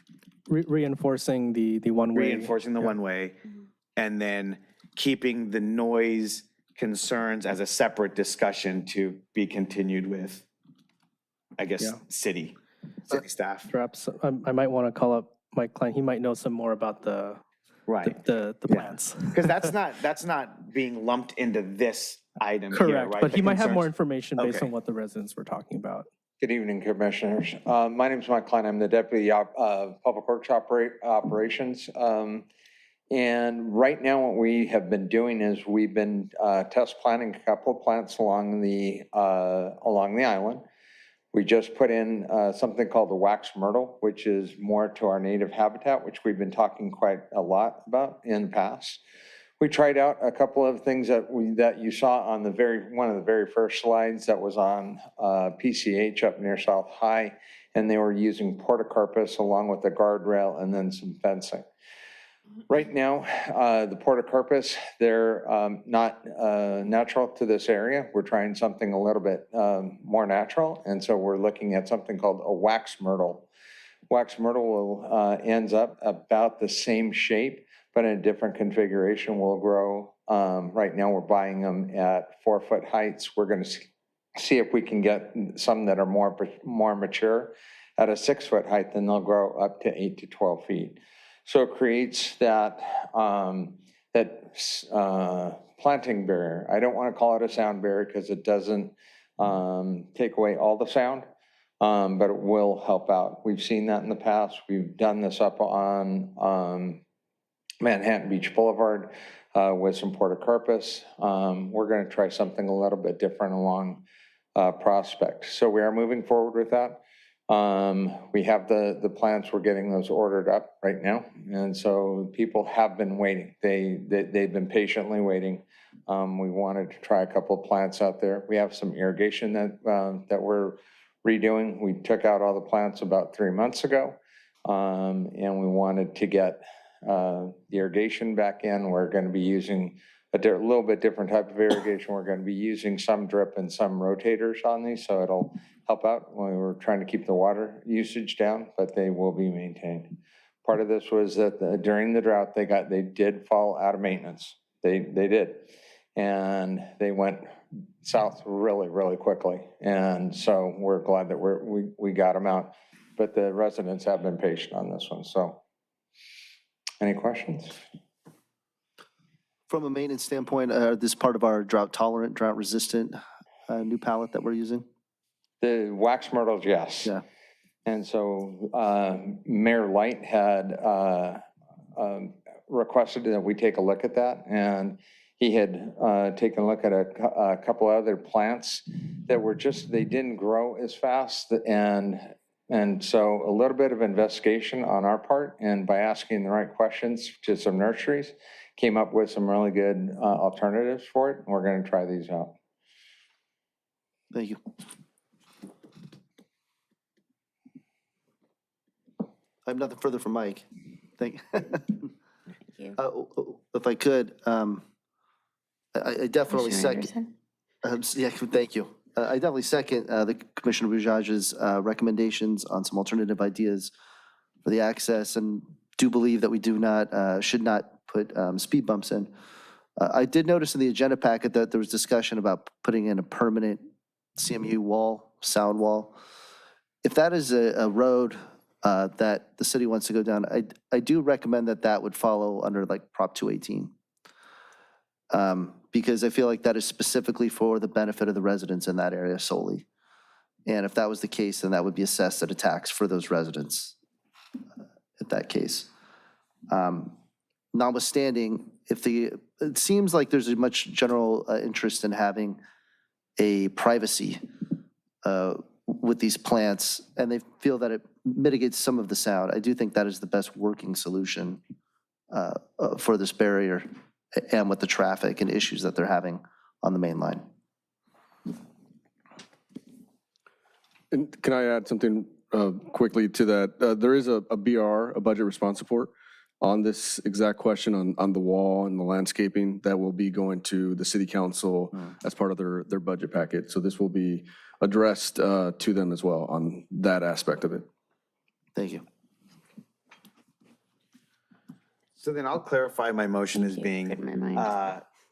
my motion would be to just have staff explore a striping treatment for the northbound Prospect Frontage Road approaching the signal at Beach City's driveway. And that would be it.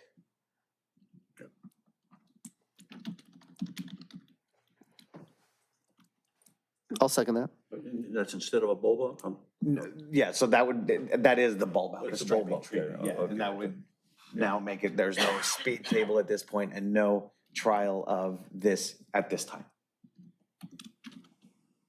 And to clarify too, this could be iterative, right? And we Correct. can go Yeah. back and look at another option and another option and see what works best for the Yeah, citizens. we can do that, yeah.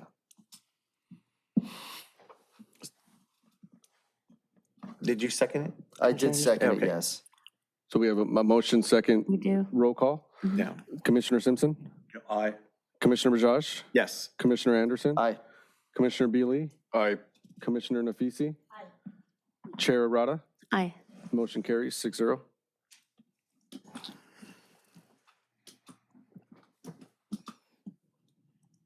Okay, let's see.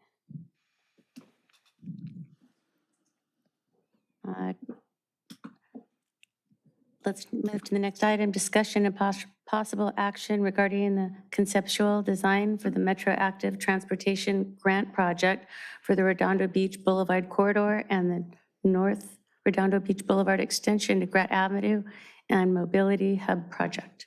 So this item is a mouthful. I know the project has, two projects have a long name. So we'll break it up into sort of 2/3 separate projects. What we're showing on the screen right now is sort of some introductory, not part of this discussion, but the North Redondo Beach bike path, the bike path underneath the SCE right-of-way that goes from, all the way through North Redondo from Robinson through Artesia, and then it angles right toward, it currently ends at Felton. We already awarded a construction contract to extend that to Inglewood Avenue. So this bike mixed-use path will extend to Inglewood Avenue. Expect construction to start somewhere around this summer. Because this path is getting extended, we'll be expecting a lot more walking and biking along the NRBB. So we're looking to connect the future terminus at Inglewood with other corridors and destinations in the city. So the first project I want to show here is, this has come before the commission about at least a couple years ago before I started the city.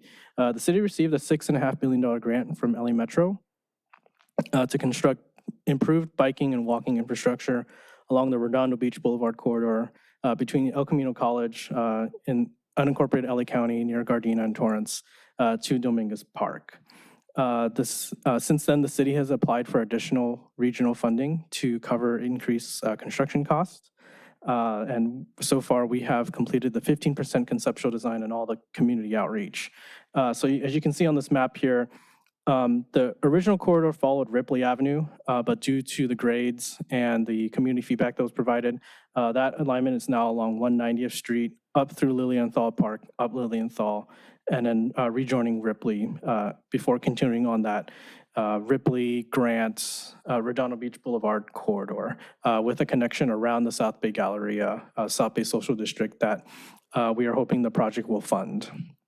As you can see here, the project has done some quite extensive community outreach, community engagement, a couple surveys, pop-up events, and community groups. We also presented at the District 3 community meeting and also the District 4 community meeting. I didn't show that, missed that on this slide, as well as survey sent to our unified RBUSD parents, as the commission recommended when this was last discussed, and residents along Lilienthal and Ripley. Here's a close-up of the project as it stands right now. The feedback received for this project has been very positive. We've taken all those comments and incorporated them into the 15% design.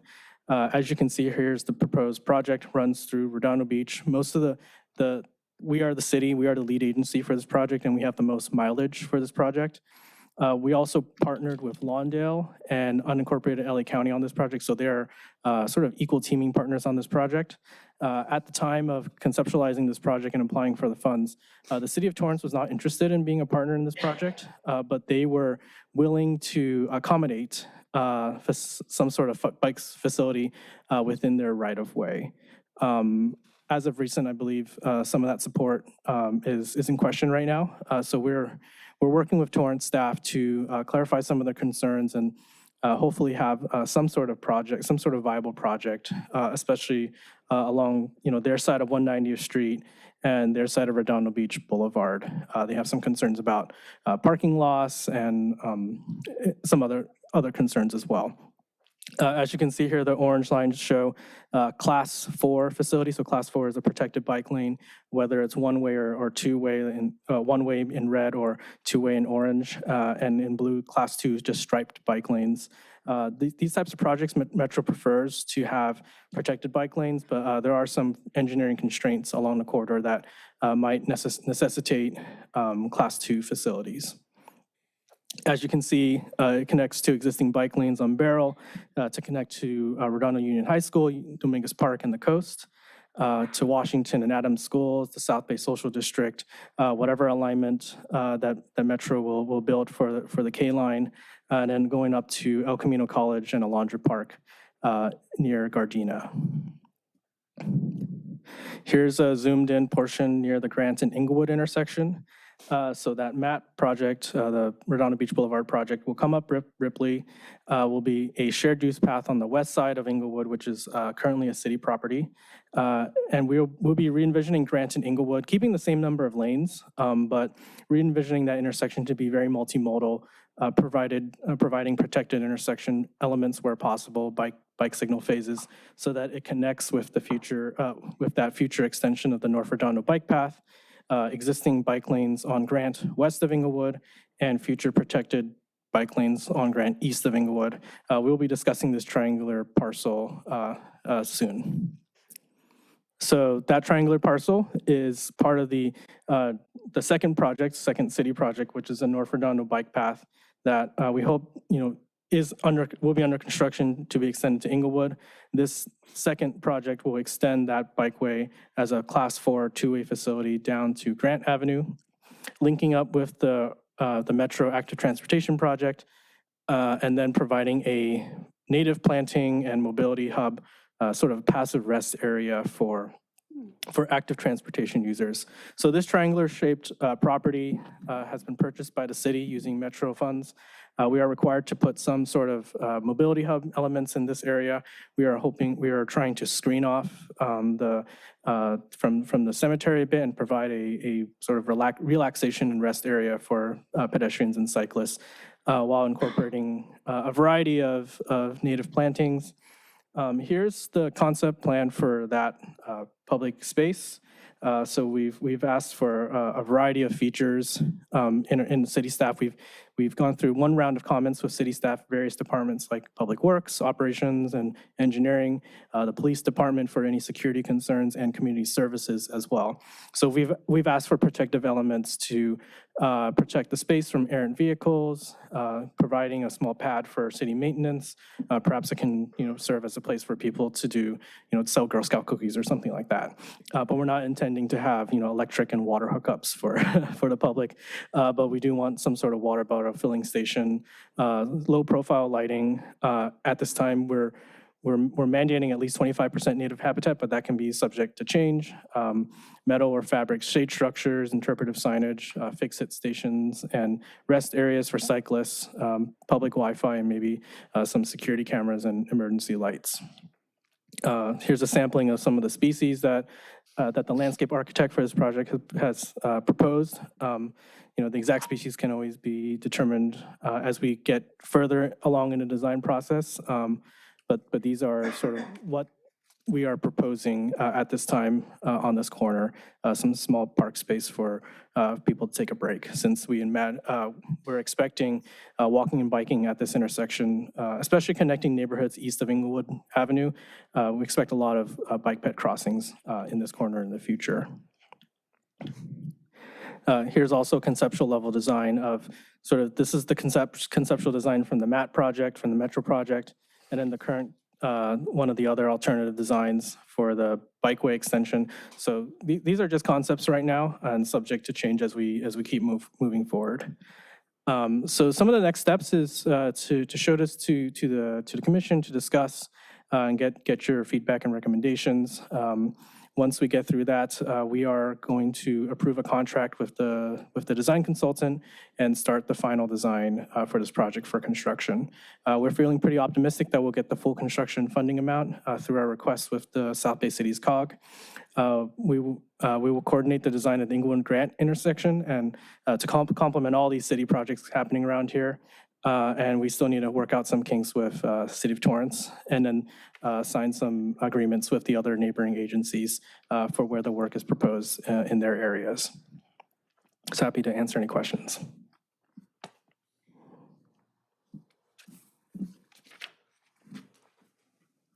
How about some public comment?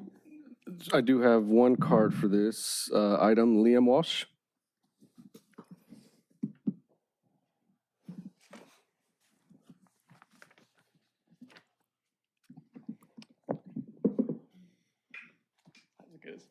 All right, good evening, commissioners. My name is Liam Walsh, resident of District 5, also volunteer at the South Bay Bicycle Coalition.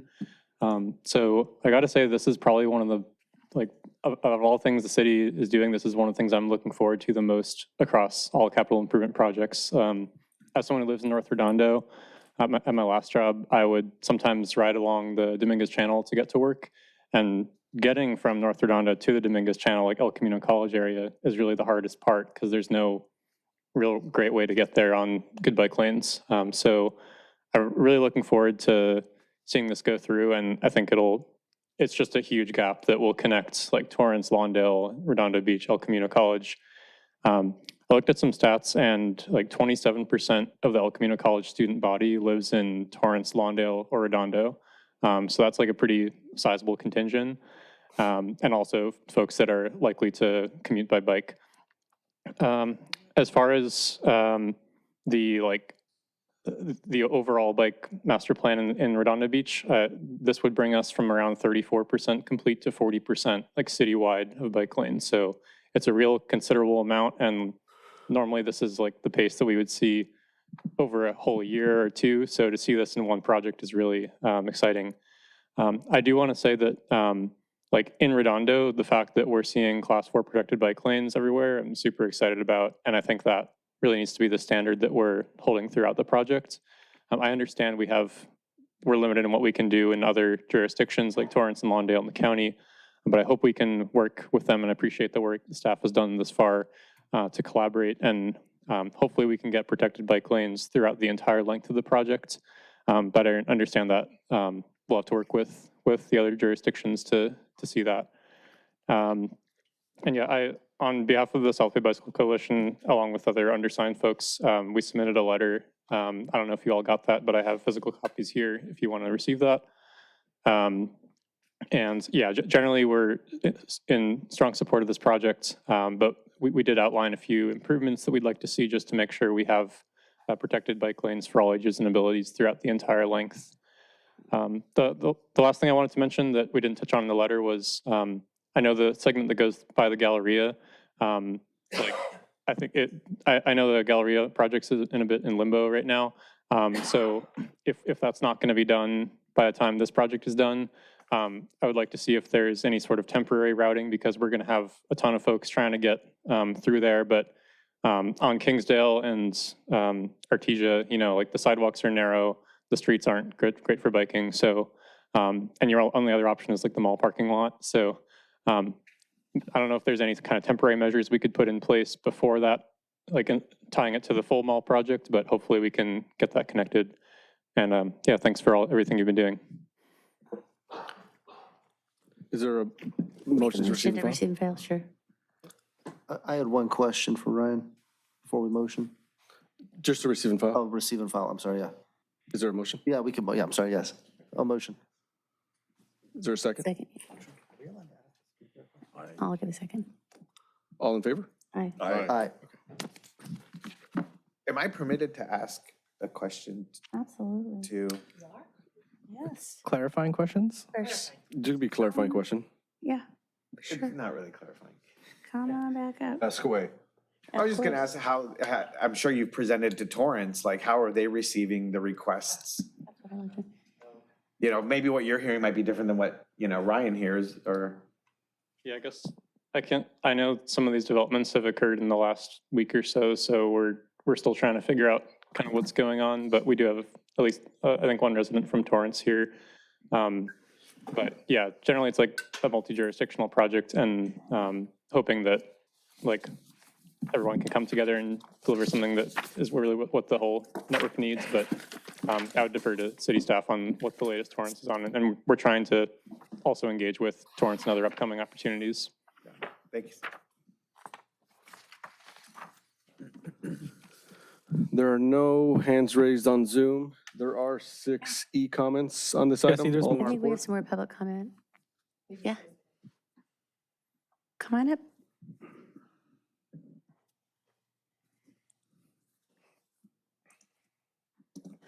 Hi, thank you, commissioners, for your time and your Can you service. say your name, please? My name is Aaron Altamura. I am a resident of Torrance. Thank you, commissioners, for your time and your service. I know it's something that comes from a place of passion. Just wanted to say, as a resident of Torrance, that I am really excited about this project, and I'm deeply disappointed that the Class 2 bike lanes are being proposed. As someone that I moved here about a year ago and have a fiance now, we're looking to put down roots. We're trying to live an active lifestyle, and just the idea of maybe us and maybe our future family riding down that street and being unprotected and vulnerable is just really scary.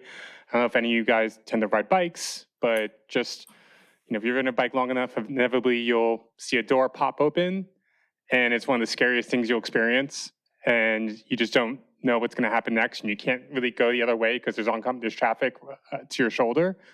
So you kind of feel your life, flash before your eyes. And then you're ejected from your bike. So this really is like a matter of life and death. And I try not to use that too loosely. So this is an opportunity here to really save lives and help the community feel safe, and be real public servants. And thank you for your time. And I know it's not for a lack of effort. And one last thing is just, even if Torrance isn't here, we do care about this issue. And so thank you. Thank you. Thanks.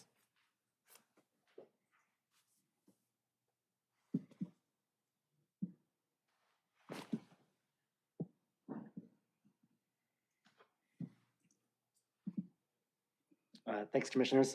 Good evening. My name is Alex Feynman. I'm a resident of District 3 in Redondo Beach. I'm here on behalf of South Bay Forward to voice our strong support for the Redondo Beach Boulevard Active Transportation Project. It would go right through my home district. I'm already a frequent biker. I often bike with my children. And so to begin with, I want to thank the city of Redondo Beach for taking the lead on this project. Your commitment to enhancing active transportation infrastructure is really commendable. The Class 4 bike lane along Harbor Drive, soon Palos Verdes Boulevard, hopefully one day Prospect Avenue, it sets the standard for safe cycling mobility here in the South Bay, and we really appreciate that. We would love to advocate for the inclusion of fully protected Class 4 bike lanes across the entirety of this project. As we've already planned here in Redondo Beach, it would provide a safe and accessible biking path for commutes to school, to the Redondo Beach Transit Center, which will be especially valuable once that K-line extension is completed, whichever alignment it ends up being. Protected bike lanes, they're also not just a preference for me and for our organization, they're also a vital component of ensuring safer neighborhoods for everyone, including drivers. At a time when traffic collisions represent the leading cause of death for children in LA County and overall traffic fatalities are at a 2-decade high, implementing protected bike lanes is a concrete step that we can take to help calm traffic and also offer a safe and healthy alternative at the same time to the short local car trips that so many South Bay residents take. And at this stage of the project, at 15% design, I want to share a strong support on behalf of our other advocates in both Lawndale and Torrance to include these Class 4 bike lanes through Torrance and Lawndale and in unincorporated LA County. There's ample road width and safety to do this. And so we are asking for Lawndale and Torrance officials to really consider the demonstrated need for safe, connected biking infrastructure and to partner fully with the city of Redondo Beach in this regional effort. So I ask that the commission here consider and include the recommendations outlined in the coalition letter which you've received as part of your recommendation to City Council. Thanks very much for your time and your consideration on this matter. Thank you. Thank you.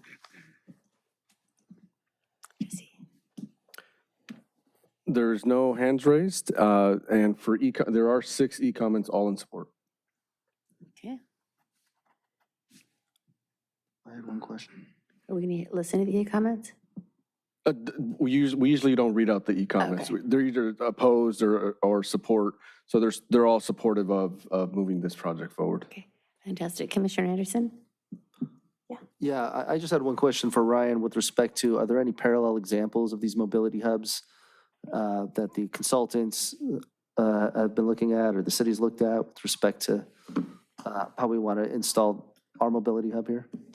We don't have a lot of precedents for this around our region. I know some, City of LA might have a mobility or hub, here or there, but I think they're all dependent on sort of the needs and the space available. So for example, in the City of LA, a lot of the mobility hubs revolve around bike share. We don't have a bike share system here, so we have to consider, other types of features for this. But I think what we're really trying to imagine here is a place for a shaded space for cyclists to rest, some tools and a fix-it station.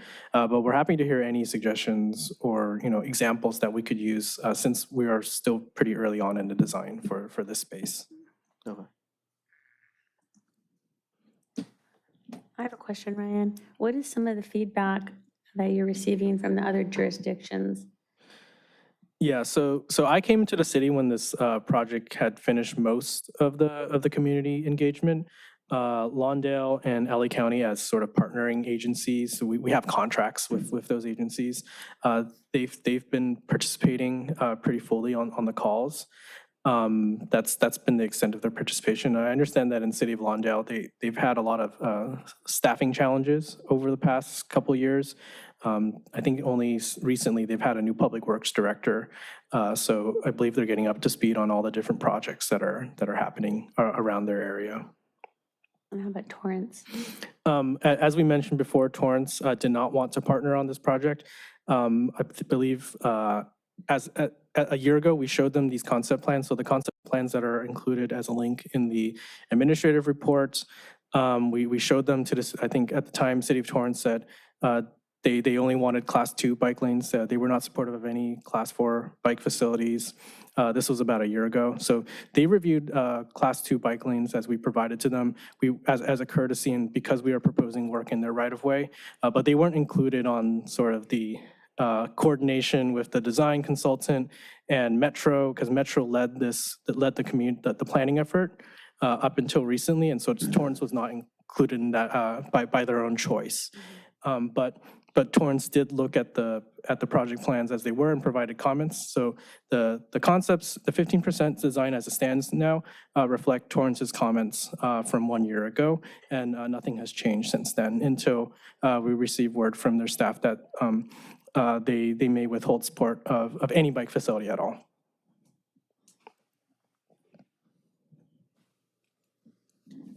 Commissioner Bajaj. So what are we being asked as a commission for tonight on this item?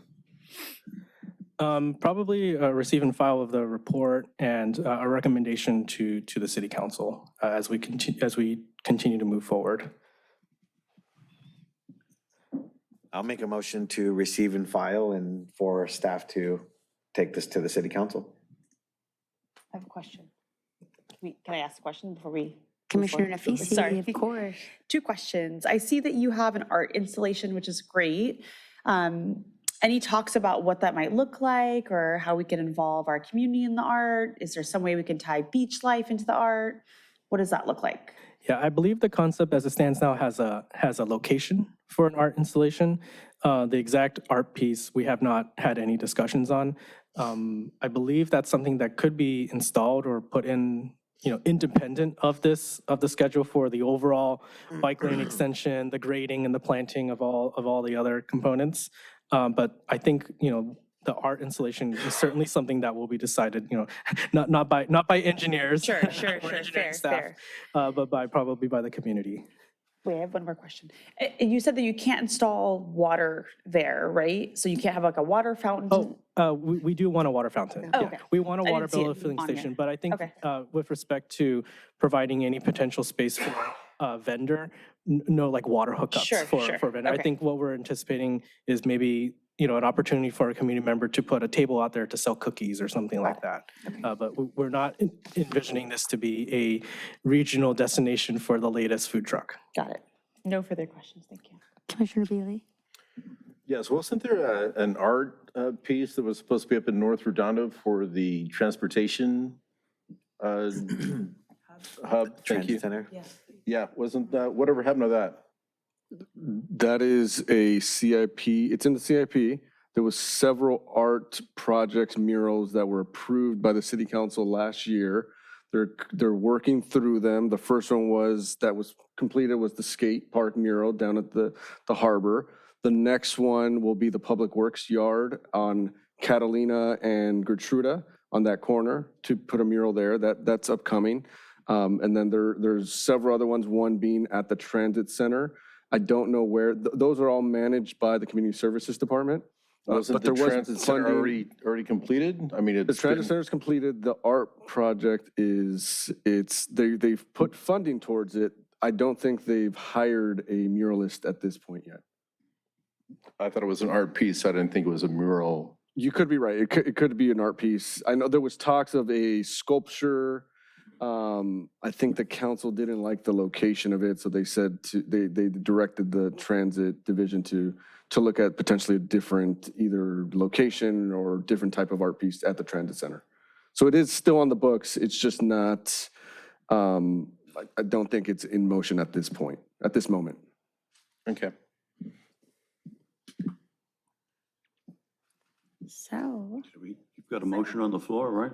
yeah. Oh, we yeah, did I it. made that motion to Yeah, and receive and we have- file and for staff to Second. take this recommendation to the city council. And I need Who was a the second? I'll second that. I think Commissioner Nafisi, Nafisi seconded it. Roll call. Mm-hmm. Commissioner Simpson, Aye. Commissioner Bajaj, Aye. Commissioner Anderson, Aye. Commissioner Bealy, Aye. Commissioner Nafisi, Aye. Chair Arata. Aye. Motion passes.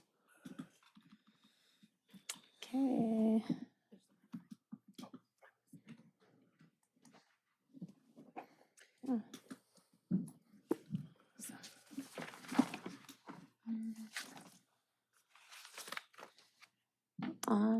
Okay, so moving on to P3.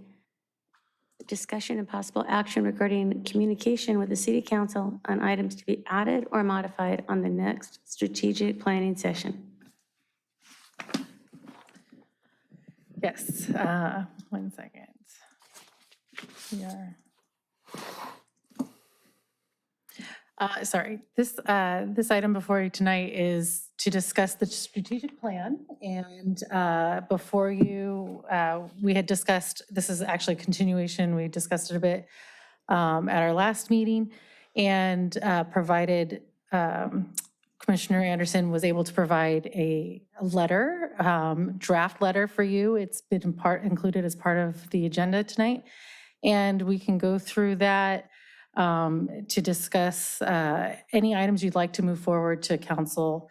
We have a strategic planning item, a meeting tomorrow night, and we'd like to get any recommendations in writing from you and present that to them as a blue folder item for the meeting.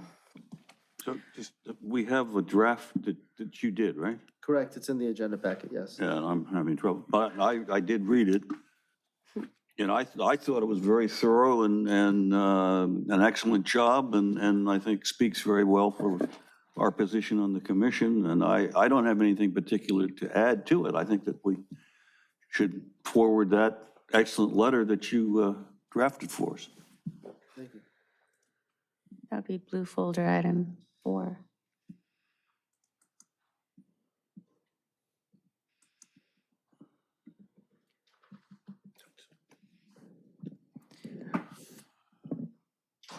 So if you like, we can also hear from the public on this. And we can edit in real time.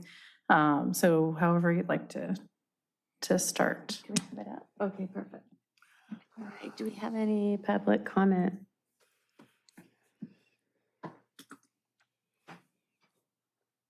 We don't have any hands raised on Zoom. Let me check any e-comments. And we do not have any e-comments for this item.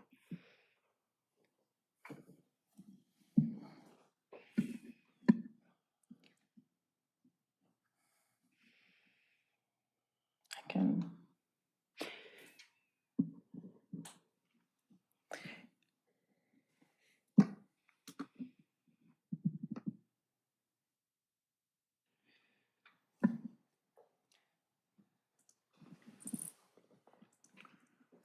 We could go through each of the bullets if you'd like, or, and I can just. Yeah.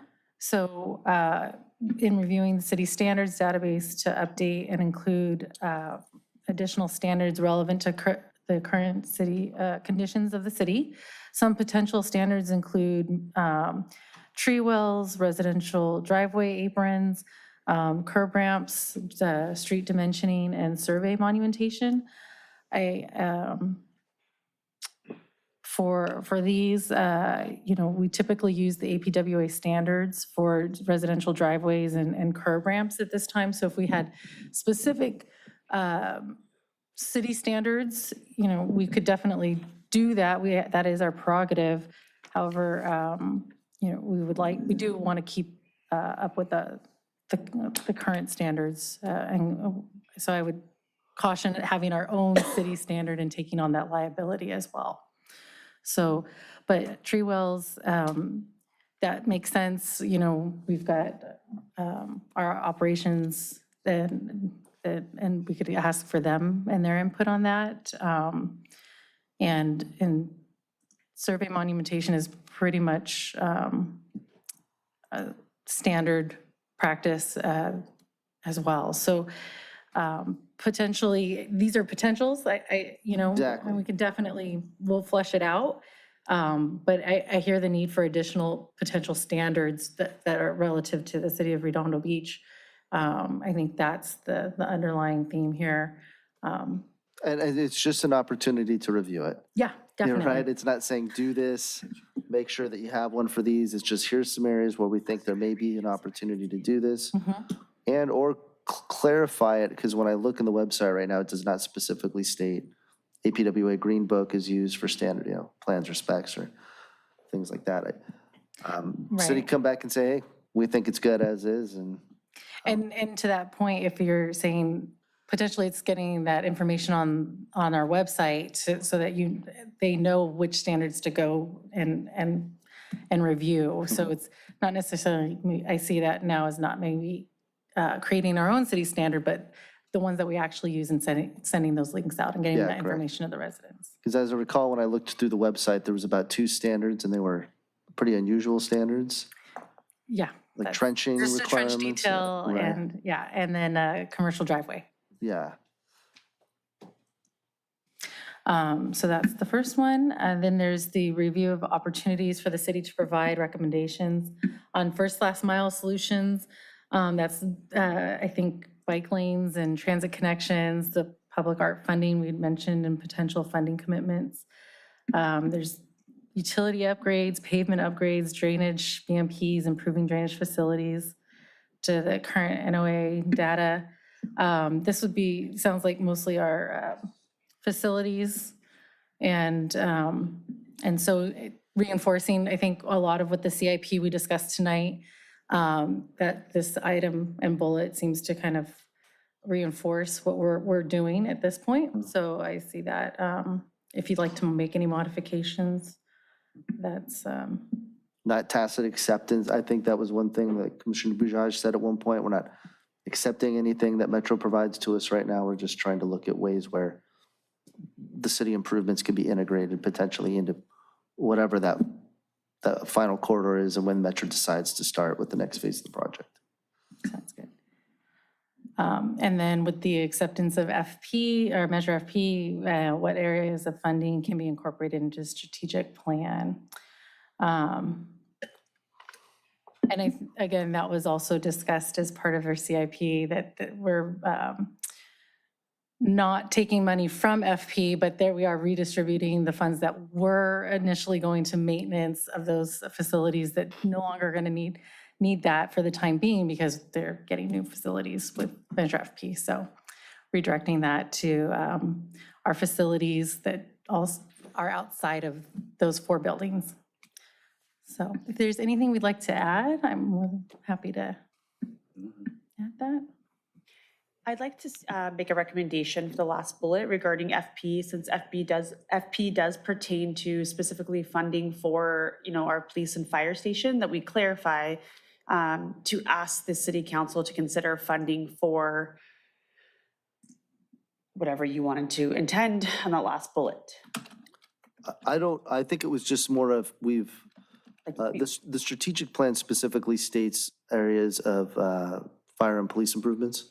And I think just trying to clarify that now that Measure FP is passed, how this can fully be incorporated into that strategic plan that they have, which is part of the agenda packet, the strategic plan listed out there. So perhaps, I think that's, okay. I think that last bullet needs a little bit more clarity because I don't think it's giving the city council very much guidance. Maybe can't be incorporated to Maybe other items? explore opportunities for extra funding in this regard, like whatever he wants to say. Explore opportunities of any open funding. God, and it's such a wild thing to say, 'cause there's never any open funding. Always never enough money. For funding, are you talking about funding? Extra funding, huh? You're looking for extra funding or funding projects other than police and fire? Well, it was interesting today in the, earlier in our budget meeting, we were talking about how it looks as if there's specific targets for that funding, that FP funding, right? That $90 million. Right, the those two- are dedicated to police and fire facilities. Those, we would not be using any of that towards like City Hall in, areas.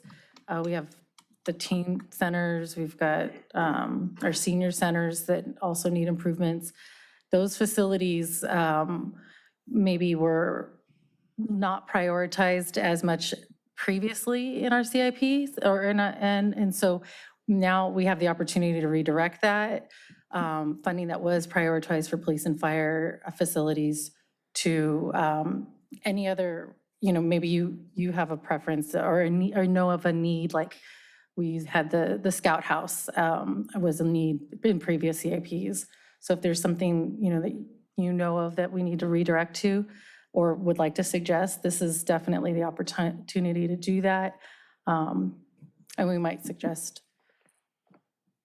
city facilities, city hall improvements. As I mentioned earlier in the budget meeting, it's a much tighter budget this upcoming year. So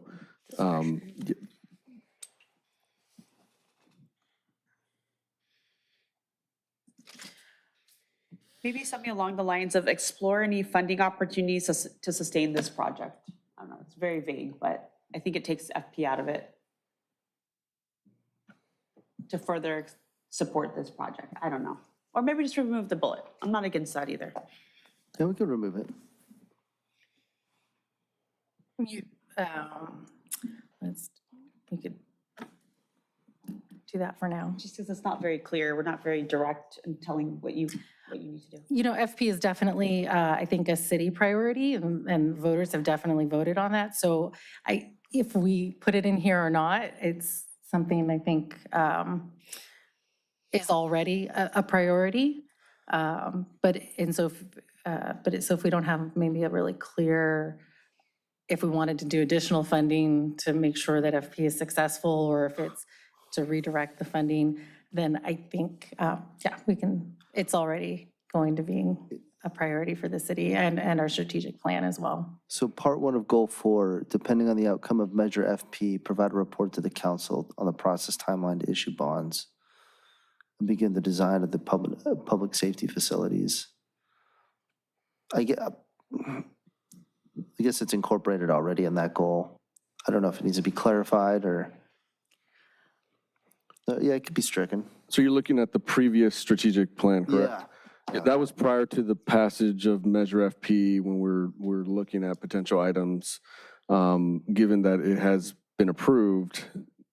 Update that strategic plan bullet item on this one then maybe? Yeah, just so you guys know or are aware, we're currently in the process of hiring on a owner's representative for the Measure FP. So that project is moving forward, as we speak.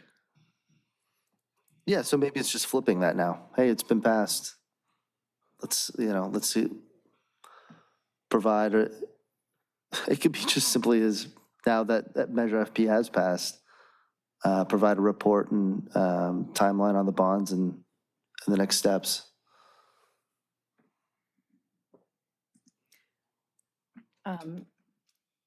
So maybe update the strategic plan item regarding Measure FP. Yeah. Basically, to continue tracking its progress. Yeah. The progress of Measure FP. Yeah.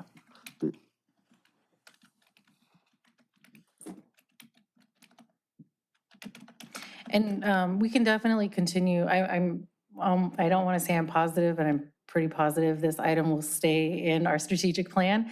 And we do give the monthly updates, and we would continue to update this commission with the strategic plan updates as well for that. So, yeah, but I think you're in good hands. And we can continue to keep you guys updated on that.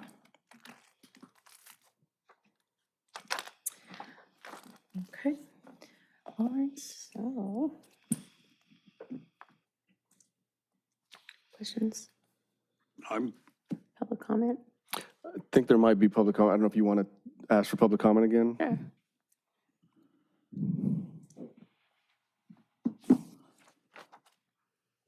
Thanks, Liam Walsh, District 5 again. I think at one of the meetings last month or 2 months ago, I mentioned that it would be nice to see if the city could have a sort of implementation plan insofar as how we're going to complete the bicycle master plan in some dedicated time frame.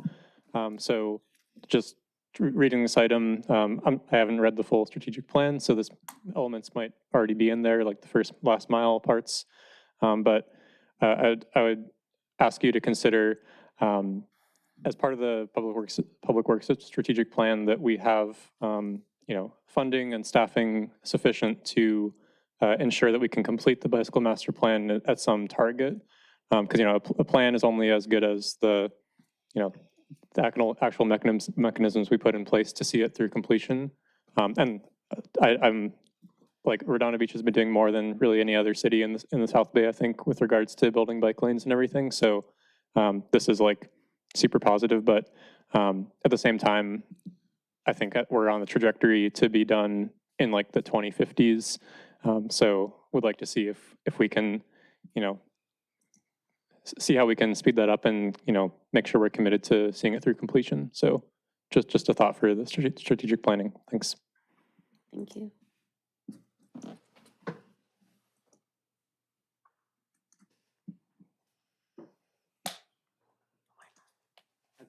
Alex Feynman from District 3 again. Just wanted to add one more recommendation as well, which kind of ties together both of the items we heard about earlier in the meeting. But we'd love to see a budget item for the council for City Council to fund a study for protected bike lanes along Prospect Avenue, both again to improve our bike infrastructure and to calm traffic on Prospect Avenue. There are from preschool all the way through high school, 11 schools within a block or so of Prospect. That's about 7,000 students. It's preschools that my kids have and are attending now, and Redondo Union where they will one day attend. And I'd love to see that be studied for future consideration for a protected bike lane along Prospect. Thanks very much.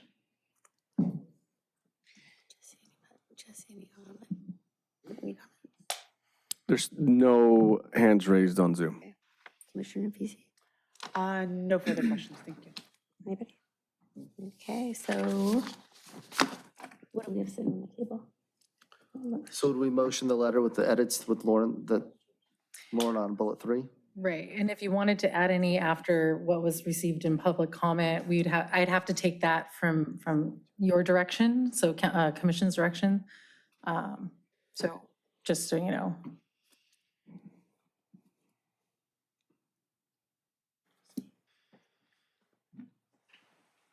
We'll need to finalize the letter fairly, hopefully tonight, so we can get it signed get you to sign it tonight. by Chair No Arata. pressure. I want to address, the comments that we heard, and I know we've heard it twice, and I think it's a little challenging to, ask the city council for like a sunset date for implementation of a plan, no matter what it is, especially because certain aspects of plans can require more lengthy public outreach or have different levels of complexity and different levels of contention surrounding them. And, I'm sure we all know how that can get when, exploring, changes to roadway configurations and so forth. So that's my hesitancy to put that in as something so definitive. But, I wouldn't be opposed to maybe something lighter of like, please keep this theme in mind when exploring. But I would need, some advice here on how to lightly sprinkle that in there to kind of keep it in the conversation. But I think it's a little too challenging to, put in a suggestion, say, hey, get me a firm plan for where the remaining, 67% of the mobility plan, how it's going to be done and when, my opinion. But I don't want to disregard the comments, which we've heard now 2 meetings in a row.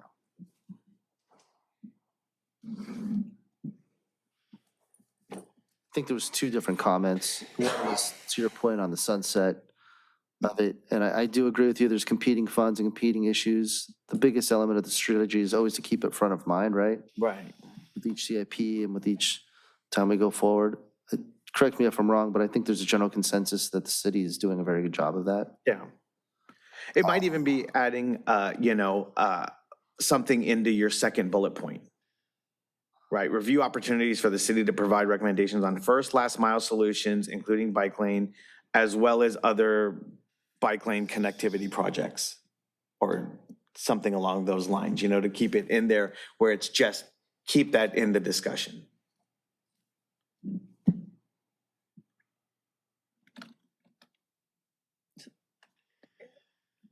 As well as other I'm just spitballing here, but you know what I mean? Like maybe if we add it in there, then it at least, can. Got it there, including bike, I mean, that doesn't. If we say review opportunities for the city to provide recommendations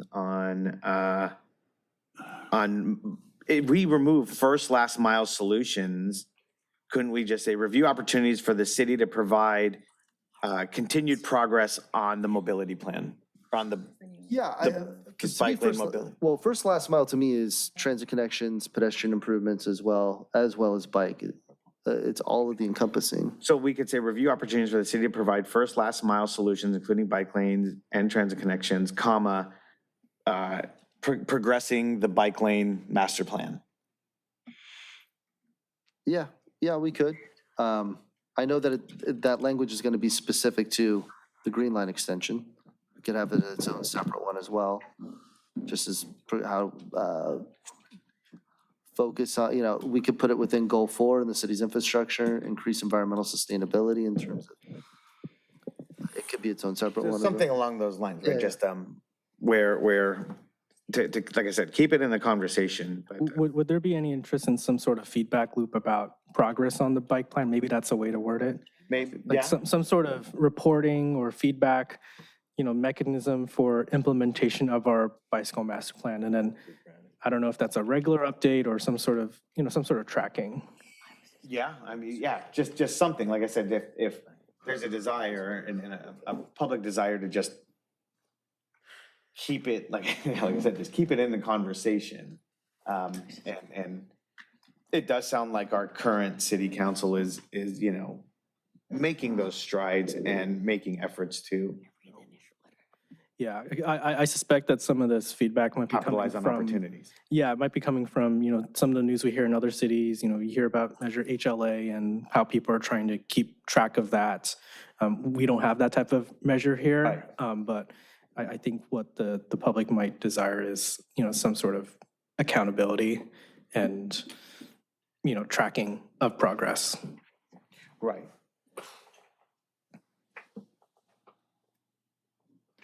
So what was your suggestion, Ryan? I didn't really have a suggestion. I was just trying to, synthesize what the public might have been discussing. Which may not be included in this letter, which is the focus.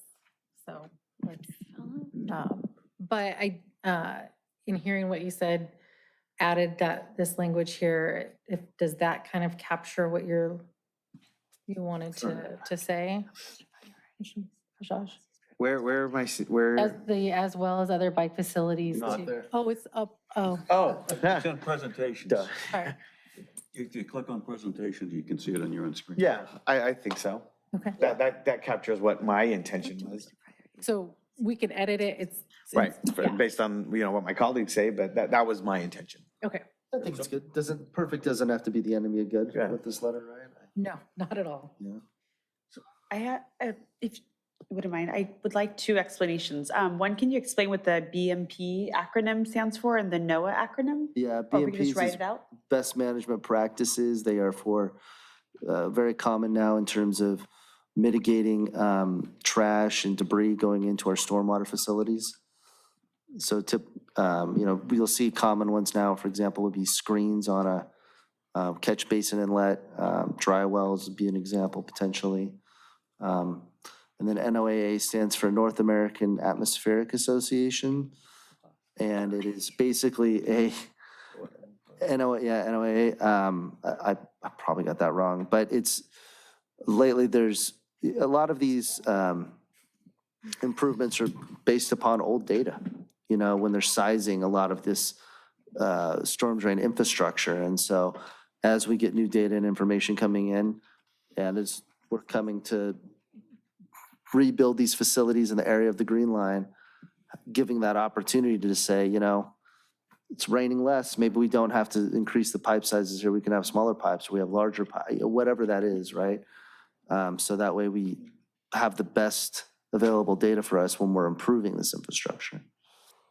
I think it's administration, not association. Administration? Thank you. Thank you. There's no way I was going to get all four of them. There's no. Appreciate that. Yeah. That's a good catch on the acronyms, though. Thank you.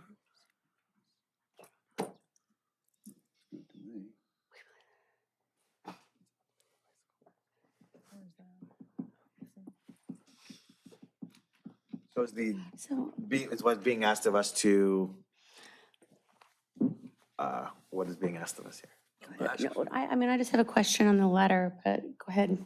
Oh, I'm just asking, like, I mean, so then, So you- what is the commission decision to, or like, what is that? What is our So action? the action would be to approve the Approve this and send letter it. as edited, and that will be finalized tonight, and then have it signed by Chair Arata to be submitted as a blue folder item for tomorrow's strategic plan session.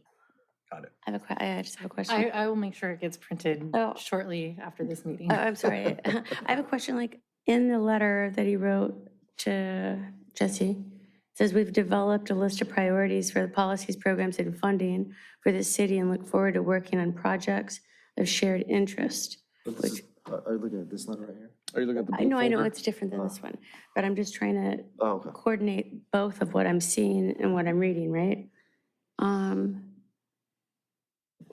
So I'm just looking at the first one and the second one, because I don't see in this letter that, where I'm just, Which letter are you the one looking that at? he wrote, like introducing it, let's see. Are you seeing the one that's edited? I'm seeing the one that's edited, but I was just looking at the first initial introducing the letter, right?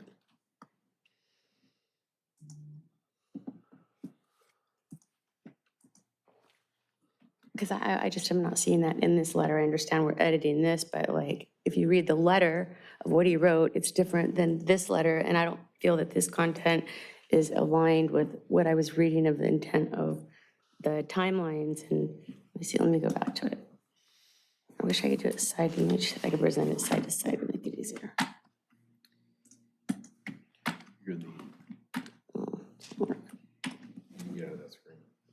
I know, but usually you can do it side by side, right? Can't do it.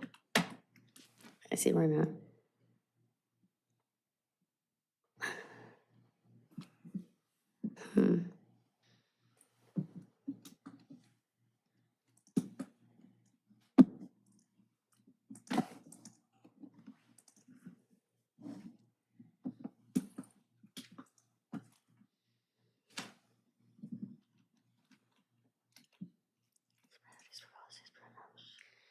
Can I take one more stab at the Measure FP bullet?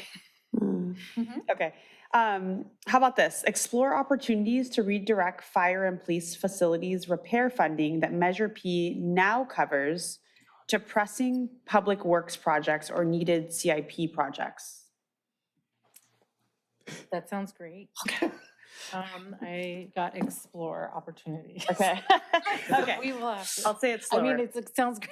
It was long. Okay. Explore opportunities to redirect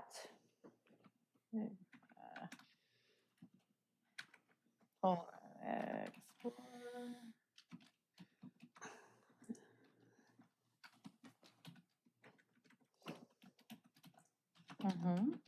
Explore. fire and police facilities repair funding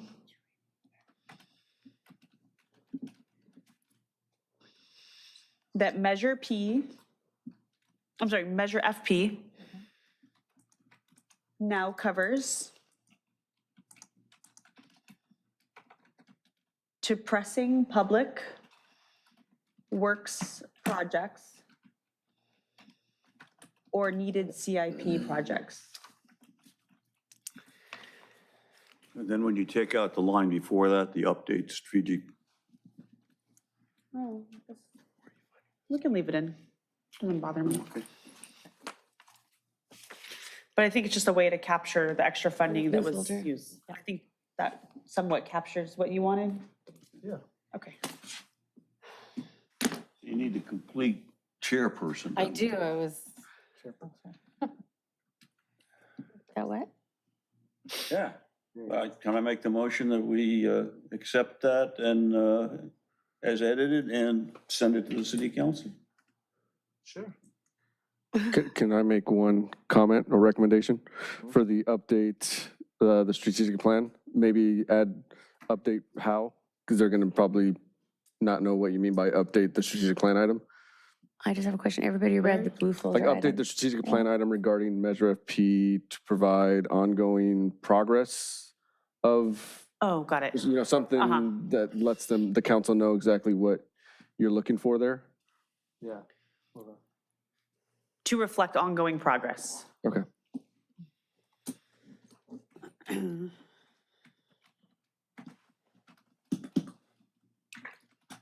And everybody read the blue folder item? Okay. Yeah, Yeah. the letter. Everybody read it? So we need a motion to send that?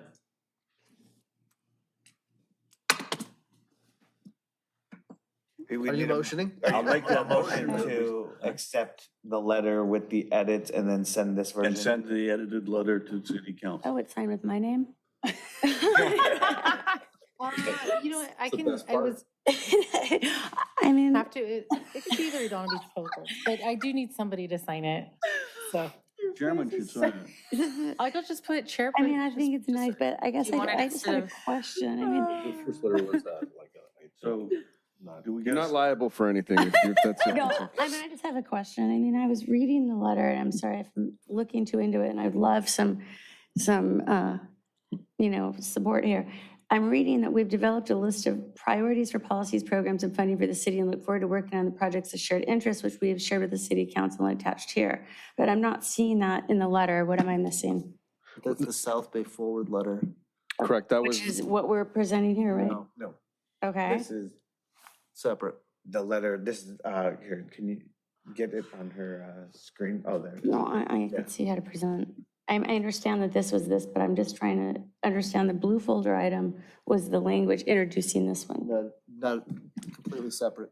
So just to clarify, the blue folder item was a letter submitted by South Bay Forward asking for support for their projects. I haven't read the full letter. I think they just sent it to me recently attached. So the letter that was as part of the item was drafted by Commissioner Anderson. That is the letter that is being discussed. If you guys wanted to incorporate elements of the South Bay Forward, that is your prerogative to do so, whether you'd like or not. But this is the letter that is being discussed as part of this item. Okay, so my thought here was when they introduced it, let me go back to the letter because it's introducing this, right? So I don't feel like this and that align when whoever wrote it. That letter has nothing to do with this letter. Okay. It doesn't have anything to do with this letter, but it says attached here. So this is the letter that's attached? That letter has, that context of that has nothing to do with. It's public comment. Correct. It's a public comment that they've attached as a blue folder for this particular item. For this presentation? But that is coming from South Bay Forward, not from the commission. So the letter that is being discussed and Okay. is the letter that Commissioner Anderson. Yeah, I thought they were together, so Right, I'm like, and okay, I'm that's- totally confused. Correct. Well, I mean, clarity, it's important what I'm signing my name to. I want to make sure I have thorough knowledge of it, you know? right, There's Chairman no O'Shea. You were confusion. right. You were right. Okay, am I right here? You I were was like, right. wait, I was completely lost. We're reading the blue folder item and it says attached here and I'm seeing this and I'm like, wait a minute. Like, okay, so let me just take a peek at this. So this, we need a motion to agree, to accept the edits and send this to the city council, Okay, right? Okay, sure, but And I would make that motion. may I ask? Let her read it first. Okay, I mean, I was trying to work on that. I just have a question here. So if we're editing it, it's not going to be like the Public Works Commission, it's going to be me, but even though Commissioner Anderson wrote it? No, so this is, I will put this on a letterhead that it will state that it's coming from the Public Works Commission and Sustainability Commission. And then you would be signing it because we do need some, I mean, you don't have to, we can do it as a memo and then nobody signs it as a memo to the Public Works Commission, to the City Council from the Public Works Commission. However, it was drafted as a letter. We've done that in the past with this commission body where we've actually had a letter that was drafted and signed. We usually have a little more time But this time we don't because the strategic plan meeting is tomorrow afternoon. So, you know, if this is the way we've set it up as a letter, and typically the chairperson would sign it. Okay, and just have a question, and it's not done as a memo to them from like your department because This is, right, they were asking feedback from the Yeah, commission. they want it from the commission. So if it's better to do it as a memo, and that way you're not signing it, and I can definitely incorporate, we could also make that motion to use this language, put it in memo form, and I can send it over to the council as a blue folder item. And that takes the signature out of it, which actually I kind of really like. So, yeah, Well, I why- like it too. why wouldn't we unless sign- you prefer that. I mean, but I need to, I don't understand why as the chairman, why you wouldn't just send a letter on behalf of the commission. That's what we Okay. do that all the time in the past. whichever way you want it, it's fine. I just have a Commissioner question for Nafisi. you. Can you clarify for me that in the past that we haven't sent letters on behalf of the commission? I've served on several commissions in the city, the Historical Commission, the Library Commission. Actually, we served on the Library Commission before. And we've sent letters on behalf of the commission. It's not always the chairperson. So is there a rule now that we have to, it has to come from the chairman? I've just never heard that. No, we've had letters in the past that were drafted similar to this, where ultimately the chairperson did sign it, and then we sent that on to the council. So that was the last time but we also can do a memo. Actually, we have done memos in the past as well, so now that I think about it, where it wasn't signed. So either way, And I think the signature is a bit like when the mayor signs a contract that the council has voted on. So it's the mayor or the chair that's Right. signing on behalf of the decision by the body. It's not coming from Chair Arata, right? It'll Right. stipulate, it's from the Public Works and Sustainability Commission. You're just signing on behalf of the Yeah, commission may I as the may I chair. make a suggestion? That the Absolutely, letter say, Commissioner Simpson. her name signed and then on behalf of the Public Works Commission. I can do that. And that makes it clear that it's coming from the whole commission. Thank you. Does that make sense? Yeah, of course, absolutely. I'm sorry, I'm in analysis paralysis, That's okay. NBA gave that to me. Clarification, that's all you're looking for. Move that up. Yeah, I gotta get this on our right letterhead, actually, so. Is that acceptable? It's changed. Chair Rhoda. We'll find out through vote, right? Yeah, chairperson on behalf of the, The Redondo Beach Public Works. Oh, yeah, there you go. Sustainability Commission. Yeah, I know, sure. it's, yeah. Oh, okay. We'll get all the edits, we'll get the track changes all cleared up before it's sent. We need a motion to Uh-huh, accept and send. yep. I'll make that motion. Mhm. I'll second that motion. Can we get a roll call vote? Should we do a roll call vote? Roll call vote. In favor? Commissioner Simpson, Aye. Commissioner Bajaj, Yes. Commissioner Anderson, Aye. Commissioner Beely, Aye. Commissioner Nafisi, Aye. Chair Arata. Aye. Motion carries 6-0. Okay, let's go back to the thing.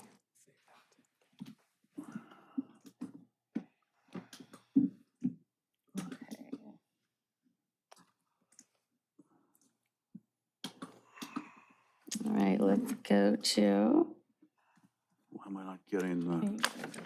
Yeah. I am stuck here on the screen. I can't move.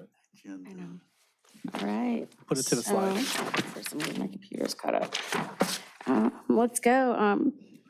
May I get a motion for adjournment?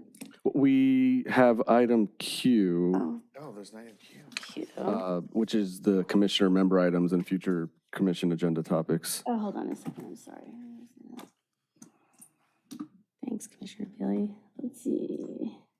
Oh, here it is, okay. Commission member items and further commission agenda topics, of course, or future. Right, so small. Which is when we used to make staff requests, right? But now we have to. You can't use that term anymore. Yeah. It used to be called referrals to staff. I didn't think You're it's right, so small. exactly. It's so small. Oh, there it is. Okay, I got it. I got it. Thanks. Yeah, I can see it now. I got you.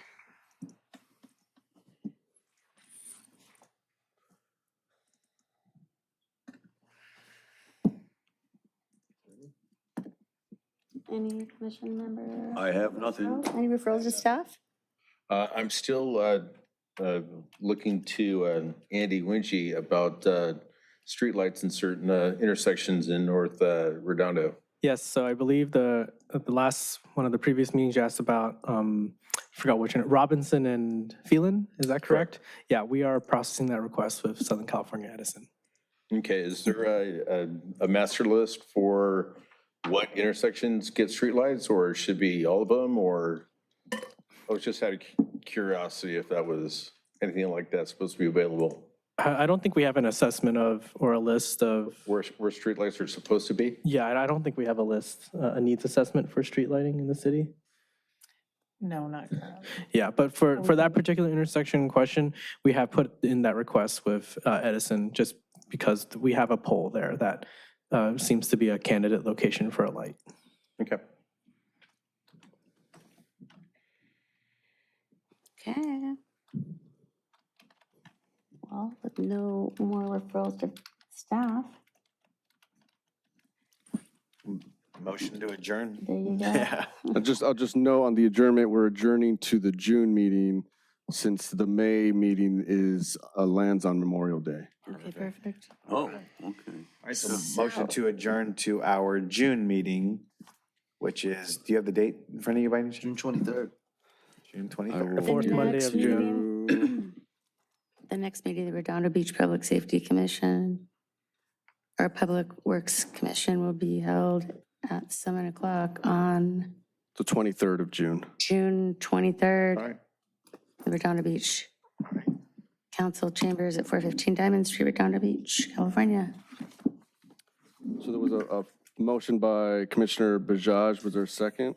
Go, I'll second. I think we could do a voice vote for this. Yeah. Aye. Yeah. All in favor? I'm opposed. Just for the record.